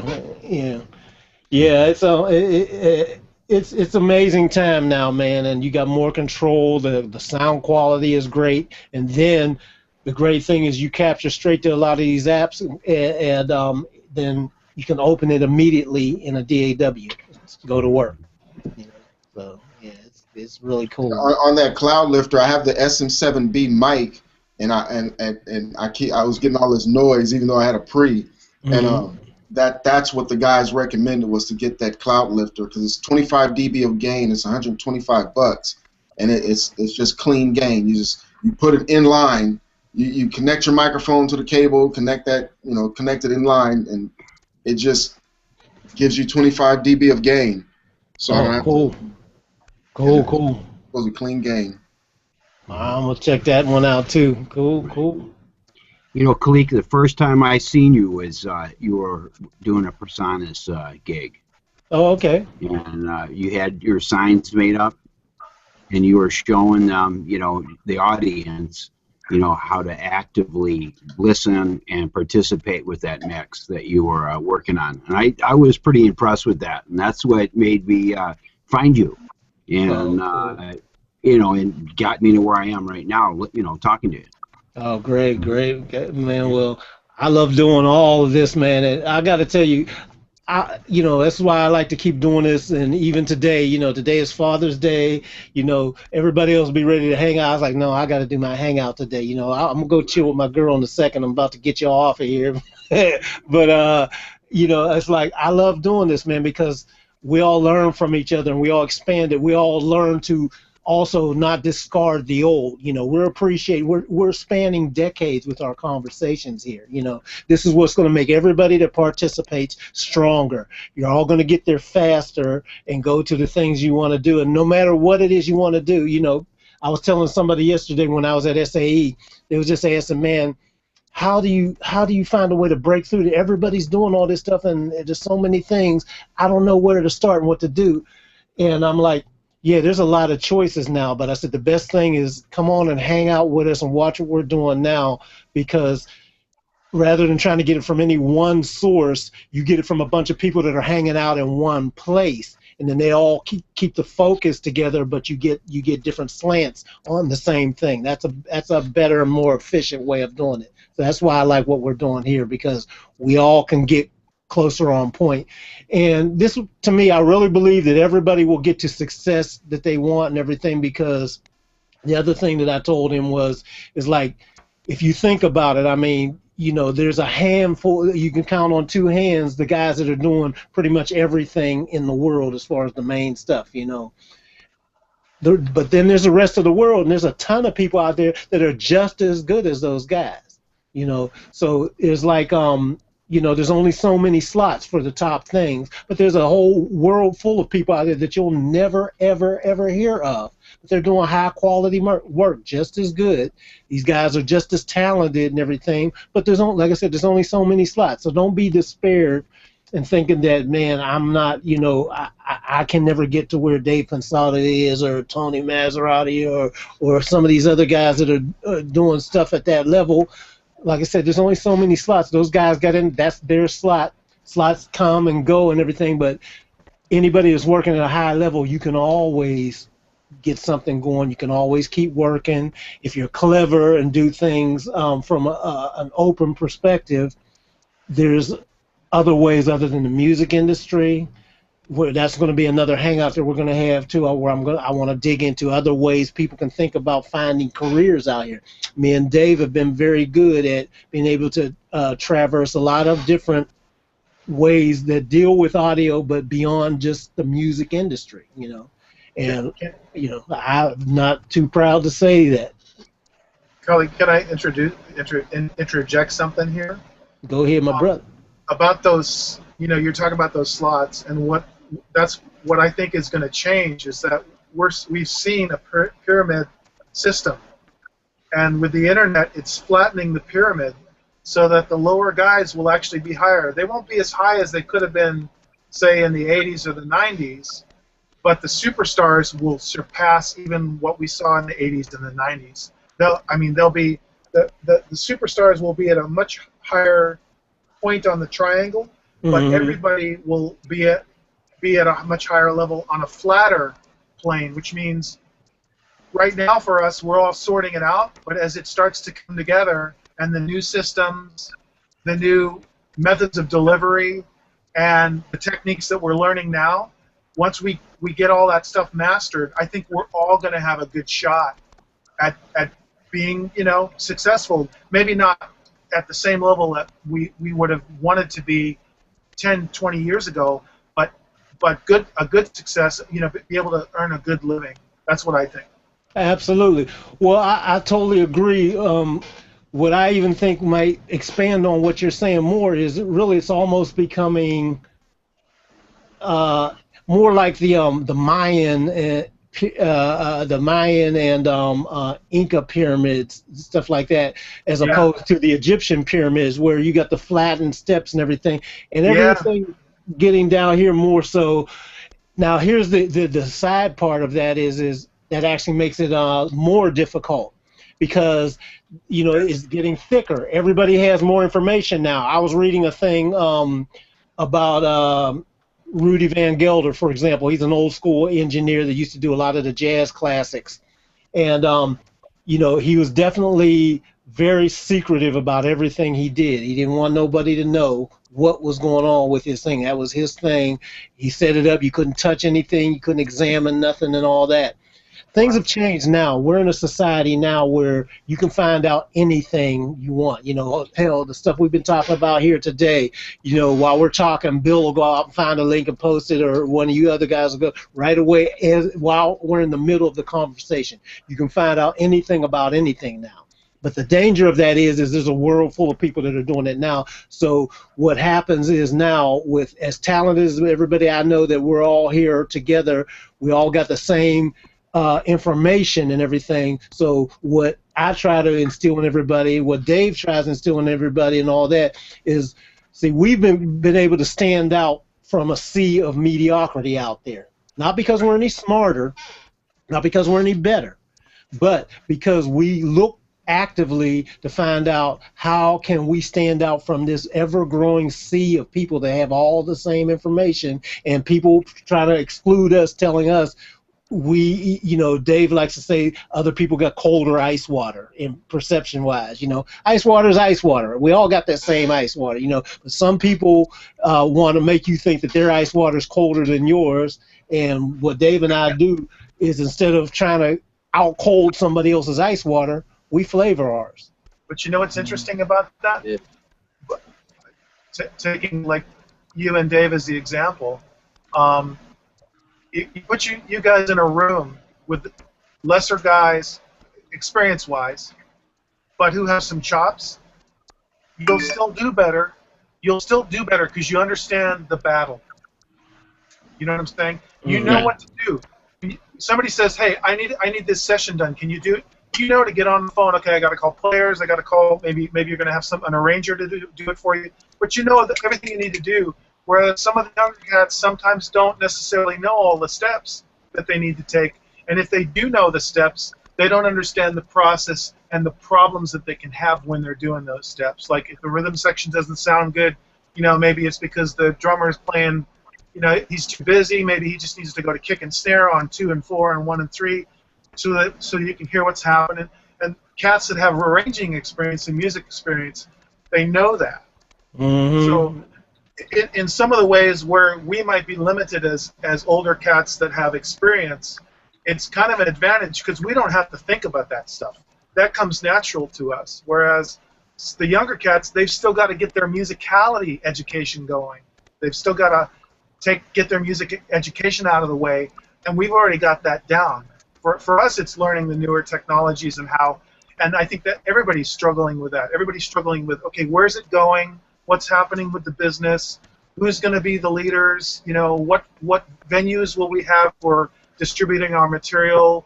Who's going to buy it? You know. Well, John, yesterday when I did my presentation at SAE, I told everybody there, you know, I said, well, listen, we're all adults here, so I'm going to use a lot of FUs to this thing. You know, I'm going to say FU a whole lot here. And then everybody was just like, well, FU, I was like, it's not what you think. You know, the F stands for fundamentals or foundation. Right. And then the U stands for understanding. I'm going to go back to that all the time. I'm going to always go back to the fundamentals or the foundation of what it takes, because that doesn't change. I don't care what comes at me. You know, I don't care if it's just the newest style, the new hip-hop, or the old-school jazz big band or whatever. The fundamentals of it stay the same. And then the second part of it is understanding what you're trying to do. You know, and understanding comes from listening. There's a guy named Stephen R. Covey. He wrote the book, The 7 Habits of Highly Effective People, and you know, you seek first to understand, then to be understood. You know, so I want to understand what needs to happen and where things are going, and then you know, I'll figure out my way to that. Yeah, I love Stephen Covey. Yeah. Mm. You know who else is good? I started listening to Jim Rohn. I think I've mentioned that before. Rohn, yeah, I love Jim Rohn. Yeah. Go ahead, Dave. One thing I was going to say was the information thing. You know, the time that we've spent in the business gives us the ability to process a lot of information very fast, figure out what we're going to keep, what we're going to throw away. Figure out also, because we understand the trend of the business, we've seen these cycles come and go. So when you guys see things as new and you're still soaking up, you know, you guys are still in the process of learning how you learn. And you're still in the process of processing information, learning what to keep, learning what to throw away. The technology is going to give you the speed to participate as you learn. which wasn't always there. Yeah. But because there's so many people doing it, and because of the nature of the tools, your information will time out faster than your experience will be gathered. You understand what I'm saying? Your experience will your information in your database that you gather will time out, will become insignificant at a faster rate than you will be able to have experiences just for the time that you stepped on the track. It's just part of the evolutionary cycle of how things go. The thing that Khaliq, myself, other people have, we have time on our side. Right. Because the time that we came along, the information was being dispensed at a slower rate. You gotta realize we're still young in this whole thing that we're making use of talking on right now. This is still young. Absolutely. So the fact that it came along in our lifetimes and sped up to where the things that we know are now, you can find them anywhere. But we still have these experiences that make us thick. You guys have to also be in the process of gathering information and creating your own experiences so that you train your muscle memory on making decisions to be quicker.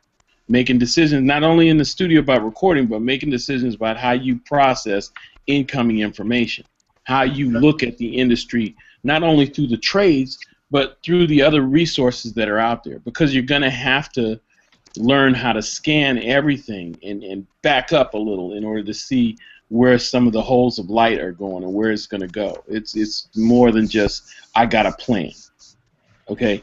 Because your plan is so microscopic, it only covers a corner of the room.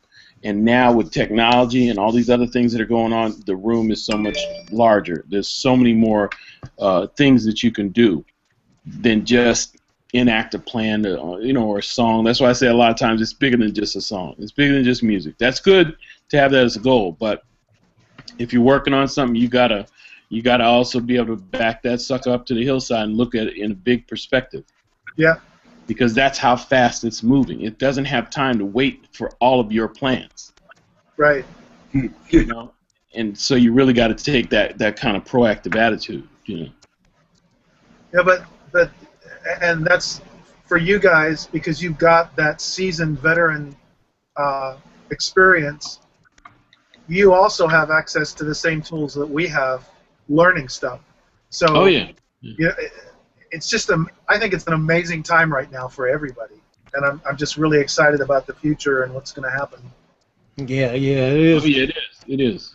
You know, I'll say one thing about like the tools and everything. Like you said, this is why me and Dave do this too, because the good thing, and I keep going back to the F word, the foundation and the fundamentals. You know, so I don't care what new plugin comes out. I don't care what new platform comes out or whatever, because they're all based on the foundation of what we were lucky enough to see. Because when we first started, everything was new stuff coming out that we had never seen before, but it was all based on some guy that came up with something. There was a time when compressors didn't exist. They came out of a need, you know. Right, and there was a time when you looked forward to hardware. And so just think of it. Somebody put a picture of a device coming, and then we would wait for that device to come, only for that device still not to be finished. You guys get pictures of concepts called plugins, and you look forward to it coming. When we see that, we're like, okay, yeah, we'll believe it. But you know what? As quick as it is to get a new plugin is as quick as it is to hit bypass and listen to what the original signal sounds like. And then that's what keeps it relevant. That's back to the fundamental. What does this shit sound like? I hit bypass. So no matter how colorful the drawing is, because you guys no longer have to wait for the hardware device, hit bypass and listen to the original signal and see if there's anything more you can learn. See if there's anything you left behind. You know. And Dave, mention that what's the title of that thing Andrew Sheps did again? It's called Lost in the Translation. Lost in the Translation. Lost in the Translation. But it's an excellent way he breaks down the issues of high resolution file storage, but also gives you an accurate history and chronology of media and where we've gone in the recorded world, from saving our data on wax and vinyl, on even back to wire and everything else, and moving forward. it's real necessary that you understand it, and the way he presents it, it's not speaking over anybody's head, because he's got facts he's playing back in the music that you hear, but he also can see it and understand it, because this is part of, again, this information comes so fast. We're on the phone with people sometimes that don't know there's such a thing as a wire recorder at one time. They don't know that there's people in this group that probably don't know the process of actually vinyl. They were born during the CD period. So this is all part of that ever increasing. The speed is continuously going on how fast you guys are going to be able to eat this information up and spit it out as something original that you call art. You know. Yep. Yeah, both me and Andrew pasted that link to I mean, me and John just posted the link to Lost in Translation on there on YouTube, if anybody wants to check it out. Yeah. I'd like to ask Khaliq and Dave if there's any new techniques that you guys have been working on trying to master over the recent time. Or are you guys kind of set in how you approach things? I mean, the initial approach of various things is pretty much the same. But I'm never set in any one thing, but what I'm trying to do now is do like when I first started. Like I said, I don't care what new plugin comes out. So what I try to do now, because you know, I'm semi-retired. I don't work like I used to do, so I work on choice things that make me cool now, because, you know, it's about being happy and not slaving away, you know. So what I'm trying to do now is go back to what I did when I first started now, like with things like plugins and stuff like that. Well, back in the day when I was learning hardware, I learned the sound of the hardware.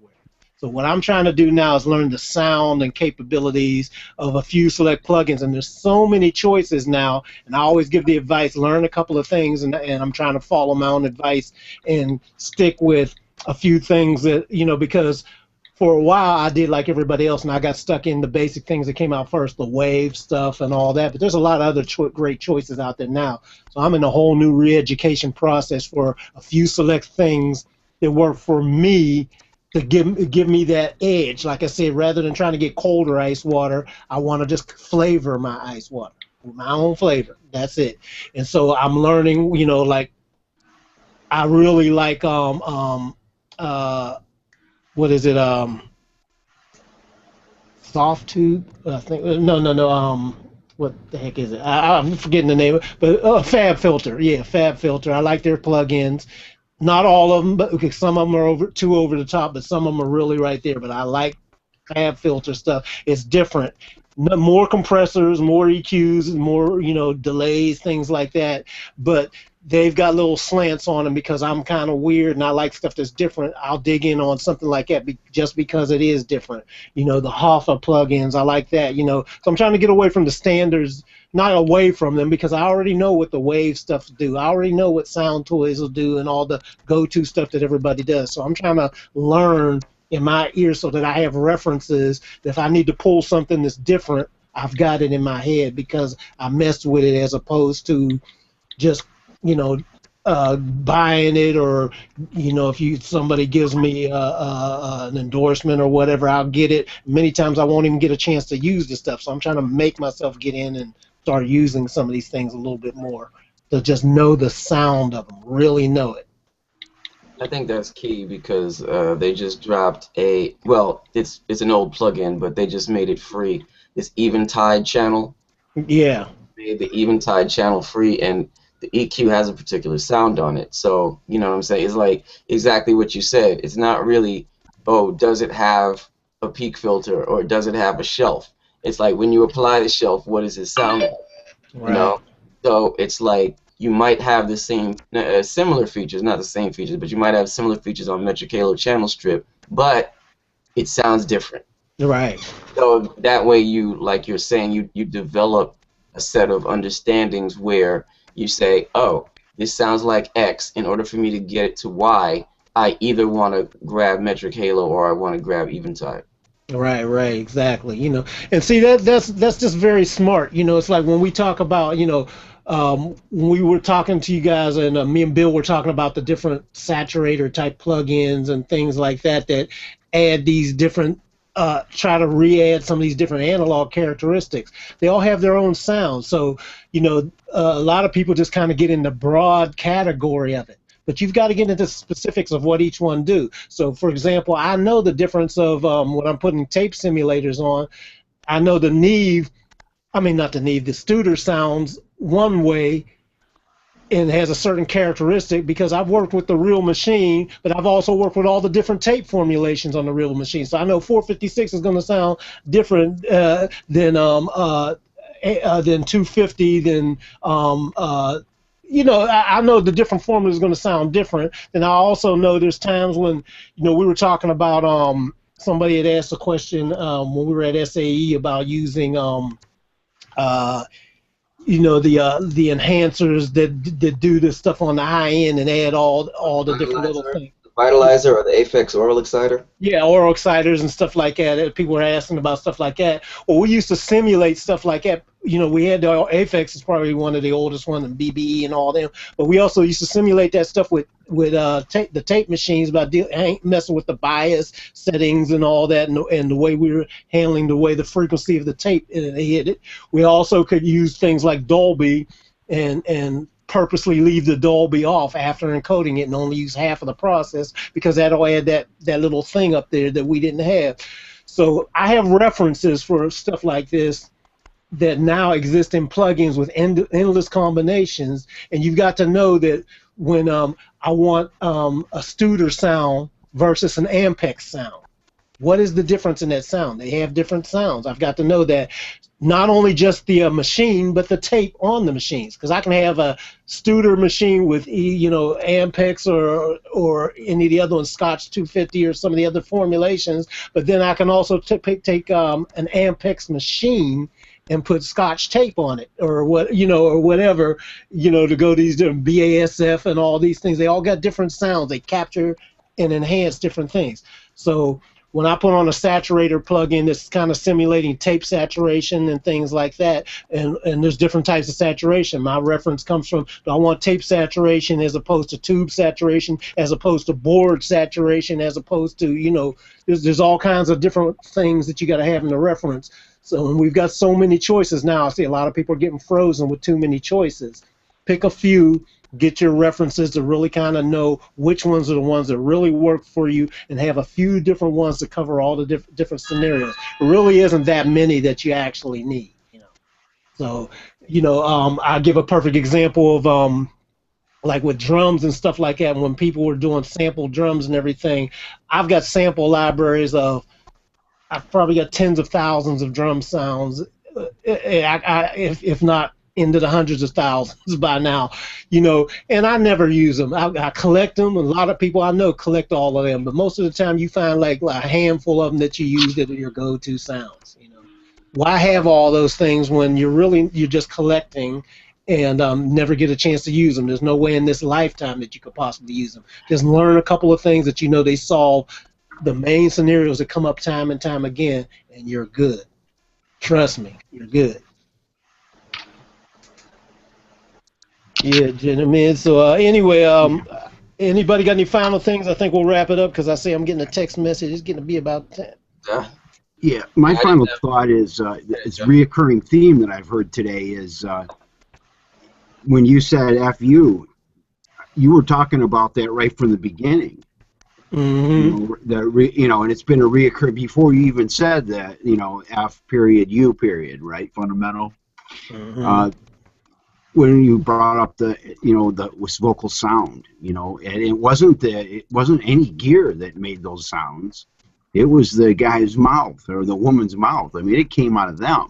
Mm-hmm. And I mean, that is really where, to me, where it comes from. So I keep hearing that same thing, these last few hours that, when you learn something, this may be silly, but I've got Pro Tools 11 and I've got their new compressor, and I've put that on everything that I possibly could. I first got it, I'm like, yeah, whatever, I got these wave compressors and I don't need to, learn this new one. But I decided to do it just for that reason, because I wanted to. I find that it doesn't impart anything onto a sound unless you really crank it. Mm-hmm. So I've already made my point. You know, it's just a recurring theme. You know, you learn something, it's basic. A compressor is a compressor is a compressor. Once you learn, you know, the sound of what compression does, I mean, for me, that was a breakthrough. Just being able to hear it, you know, from the tiniest amount to, you know, squashed and know the difference. And then you go to that next step where you learn the different compressors, you know, what they impart, you know. And I think that's really important when you get stumped, you know, guys that do collect hundreds of plugins and they slap them on tracks and don't have a clue what. There's no why. Yeah. There's no why and what for what reason and why are you doing it and what are you getting from it. You know, they don't. You ask them that and they don't have a clue. You know, and I think I'd rather have 5 things that I can use and answer those 2 questions than 500 plugins that I really don't. I can't answer you if you ask me what is my why. You follow me? Okay, yeah, absolutely. Yeah. Me, you know, and thanks and happy Father's Day to all you guys, man. Yeah, everybody. That's yeah, the thing, I didn't have a question, but just a statement. I watched that Hangout y'all did a week or so ago where y'all were talking about working with war veterans. I think that's real cool, and I think it really makes a difference. Yeah. I like that one. I enjoyed that one a lot because there's a lot of talented musicians out here. I want to actually visit that subject again and maybe get some folks on here and let's dig into some music. Bill, too, I want to get on here with some folks, man, and let's dig on and start doing like we was doing before, playing some music, analyzing some stuff and all that. You down? Oh, yeah, let's do it. Yeah, well, cool. All right, guys. Real quick, Khaliq, there's a question in Pensado students from Dead Man Needle. Okay. I'm just gonna read it for you and Dave. He says, I hear a lot of talk about the sound of plugins. Where do you set the threshold where you hunt the sound of a plugin versus bringing out the sound of the recording? That's a great question, too, because it's the same thing that we had to find on, and it's the same process. So this goes back to my F in the FU. The F is the fundamentals. The thing that we had to do with anything, like every studio always had, you know, the same things, the LA2As, 1176s, and all that, but they all reacted differently. So finding that sweet spot where that threshold kicks in at just the right place for what you're trying to do is a thing of getting familiar with that. You just got to play with it and find out, okay, here's where this one is kicking in and really doing this thing, and it's not getting funny in here because there's a sound to plugins, even though they're digital. You know, people think because it's digital it doesn't really have a sound or characteristic or a sweet spot, but it does. There's a spot where it just, if you listen and really see how it's making you feel and what it's doing, what you got to get it in your head first of all what you're trying to do, and when you see that that's all starting to come together and converge, that's the sweet spot. And that's just from experimentation.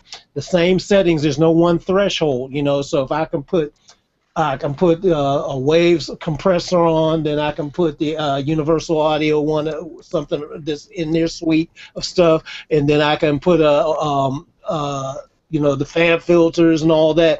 And the threshold, if I match the number from the numbers that they say is the same threshold, they're all going to react differently. They're not going to do what I want them to do. So that's definitely a listening process. And once you get familiar and imprint it in your mind, oh, this is kind of where this one kicks in nice and starts controlling my vocal in this spot. Okay, I'm using the same plugin now. Now I've got it on drums. Oh, okay, that's a little bit different. It's kicking in a little bit different here. Or I got to crank it a little more on this one or less to get that effect that I want. And once you kind of know, you instantly know when I put this plugin on, I've got to turn this threshold right in here to make it start doing what I want to do without overdoing it, without overshooting it, but it's starting to kick in right here. It's going to be different for each thing, and you have to actually put it on, play with it, and learn and see what each one does. Same way we had to do with the individual hardware gear, even if it was by the same manufacturer. I hope that answers the question or helps. That's a good way to think about it. Like with the CL1B, if you get too much gain reduction, it kind of dive bombs off the end where it really ducks your sound. So you Mm-hmm. don't want to get too much, and you want to keep it in that range like you're talking about, and that's a good way to find the sweet spot of a plugin. At the same time, as far as the actual question of how to, I wouldn't set a threshold for hunting the sound of a plugin as far as the original question. What I would do is I would say I have this source sound. Let's say I have an acoustic guitar, and I have this plugin. Let's say it's a CL1B. I'm Mm-hmm. going to listen to it with the needle barely moving. I'm going to listen to it with the needle moving a lot. I'm going to listen to it with the needle buried. I'm going to listen to it with fast attack. I'm going to listen to it with slow attack. You have to actually put it through a lot of permutations of the parameters in order to decide what the different sounds are. Because what a lot of people do is they look barely for that threshold and that sweet spot, and they never get to the point of overdoing it. They never stress the plugin where they can hear some sounds that may be useful to them in the future. So they Absolutely. don't, you know what I'm saying? So, or even if you're doing an input mode on a 76 or something, you might want to see what happens if you drive the input by putting a gain plug-in before it, because it might go, you might get a particular distortion out of the input stage of the plugin that you didn't expect. And then you get to learn that's something about the plugin you might use in the future. So that's what I would do. I mean, besides what Khaliq said, I would definitely do what Khaliq said, which is search for the sweet spot. But I would also stress it. I would also see what happens when you overload it, what happens when you're using it, and it doesn't seem to be doing too much as far as gain reduction, or if it's distortion or whatever. Yeah, and seeing then the other thing too that's helpful as well is you've got to when you say you hunt the sound of a plugin. Well, that's really that's I don't think that's the most efficient way to go after it too. I mean, just like Bill was saying, you can go through all these things, but one of the other things that you can, I think, would be more productive to do is go after you, and you've got to get this in your mind first. What is the sound of the compression you're going after?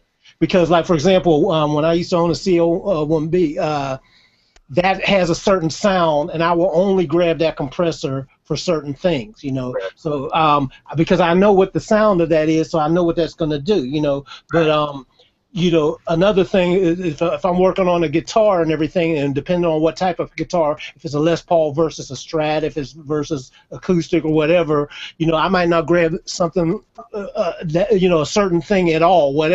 Pick whatever model number it is. You got to know what the sound of the compression that you need on the sound of the instrument that you're working at to get the result before you even grab anything, and that'll lead you there. Then you can start getting in and finding all the little stuff, and that's what I think a lot of people think, because compression is compression technically, but a lot of these things, especially with these simulations that they're doing of other things, they impart other things beyond just what you're trying to do with compression. So you got to be sure when you grab something that when you put that plug-in on there, you're not just putting the compressor on there, you're putting the characteristic on there too, and it might be helpful or it might be detrimental to what you're actually trying to do. You've got to know that in your mind first. Yeah, and I do that with the UAD LA2 collection, because Mm-hmm. the three different ones that they offer you have different time constants, so they move differently, but they also have different sounds.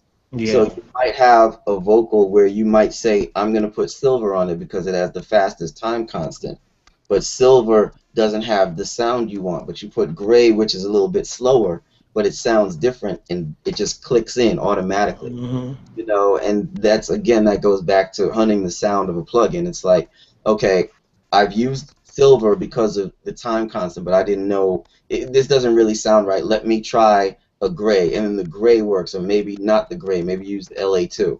Mm-hmm. So that's another thing that comes with what you're talking about, is once you learn the characteristics of these different ones, like you said, you might not grab the CL1B at all, or you might go specifically to the CL1B because you're gonna put it higher than whatever it is, 5 decibels of gain reduction, because you like what it does when it goes off the edge and ducks it.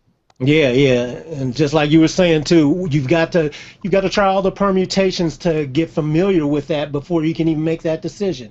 Exactly. So a lot of this is just putting in some time and just trying some stuff so that you get familiar with it. This is what I'm actually trying to do now. So regardless of how long I've been doing this, I'm still doing the same thing that I've been doing from the beginning. These fundamentals keep you sharp and keep you knowing how to arrive at a solution when it's not clear. At least you've got the tools to know that, okay, I kind of know where I should start going to find a way to do what I'm trying to do in my head. And Khaliq, you just went right to what's part of what's been in my head on what I was going to answer on this. A lot of times when I could not hear for years. I couldn't hear. You probably heard big data. Hello? Go ahead. A lot of times I couldn't hear the difference in different tools. So I would call up 3, 4 different EQs, boost 12K at whatever, bandwidth, whatever, and I didn't hear any difference. And what changed it, well, first there's not only that sound, but the feel of it. Mm-hmm. There's a feeling. Sometimes it would actually sound similar, but there'd be a feel change. But what changed it for me was I took the stock plugins in Pro Tools, the compression and EQ, and said I'm only going to use these for the next 6 months. Mm-hmm. And I was working my butt off. I was like stressing, and I actually did good. But no matter what, I wasn't going to use anything else, and I had to get the job done. And that created a situation where I really dug in doing all types of ridiculous stuff, whereas some other tool might just do it. And the end result was I didn't sit and say, I know the sound of this tool. I went and grabbed a Fairchild, and it did not react the way that I was used to things working. It's simply, I didn't have the, that stock compressor from Pro Tools is versatile. I can do a lot. The Fairchild was not. So that, even the work environment was different. That change affects things. And then just the sound, I couldn't get the same sound. It just didn't have the same feeling. And I noticed it simply because I was used to a certain sound, and this wasn't that. And so now I would go around to every compressor, and I would know I'm used to this, and it's not doing that. So that's what the difference was. And the same with EQs. I went and I put a Pultec on a master fader and boosted, and it reminded me of this Janet Jackson sound, this Janet Jackson record, where I was wondering how they got that sound, and damn it, somebody was using a Pultec. Because I heard that sound all of a sudden, simply in contrast to what my ears were used to. And on compressors, I would overdo it, just flat out overdo the compression and hear whatever, and then when I backed it off, I would listen and see how far I could back it off and still hear it, listening for stuff. Now, as far as the audio, hearing the actual what's in the audio, I take everything off and listen for stuff, and then try to bring that out with the compression and EQ, bring out specific things, intentional. So anyway, that's my little spiel on it. Now, all these things are a great help. Everybody, that you're checking out what we're saying, and the thing is, still with all this stuff and all these approaches, you notice that the theme is to figure out and get familiar with 1 or 2 things that you really start knowing. Get familiar with what your mind wants to do. So that's why I said that's where it goes to the you part, to understand what it is you're trying to do. A lot of people are just simply throwing stuff on here and saying, okay, on to the next. And they don't understand what they did. They don't understand the repercussions of what they did. Like I always say, everything affects everything else. So when you do something, you still need to go back and check and be sure what it did is not causing any other problems that you're not looking into. So when you listen at a deep level, microscopic level on a lot of things. When I'm listening to what I'm doing with compression, I'm never listening to the thing that I'm compressing. I'm listening to other instruments because it affects all that, how it's sitting in relation to those things. That's what I want to know. That's the whole reason why I'm compressing. See, that's the understanding. So I'm listening to other things to see what I'm doing now. I know it's going to affect other things. So rather than just listening to the guitar I'm trying to squash or the vocal I'm trying to sit in there, I'm listening to the other things in relation to that, because that's the whole reason why I'm putting it on in the first place. You know, a lot of people get stuck in the tunnel vision of the one thing, and then they have to keep coming back and keep readjusting and readjusting. You know, but you can get way more efficient when you start knowing what it is you're trying to accomplish before you start turning any knobs. Yep. So, gentlemen, we're going to get off of here. I appreciate everybody hanging. Great discussion, guys, and I look forward to the next one. Good chat, you guys. Peace. I'll catch y'all later. Thank you, Khaliq. All right, now.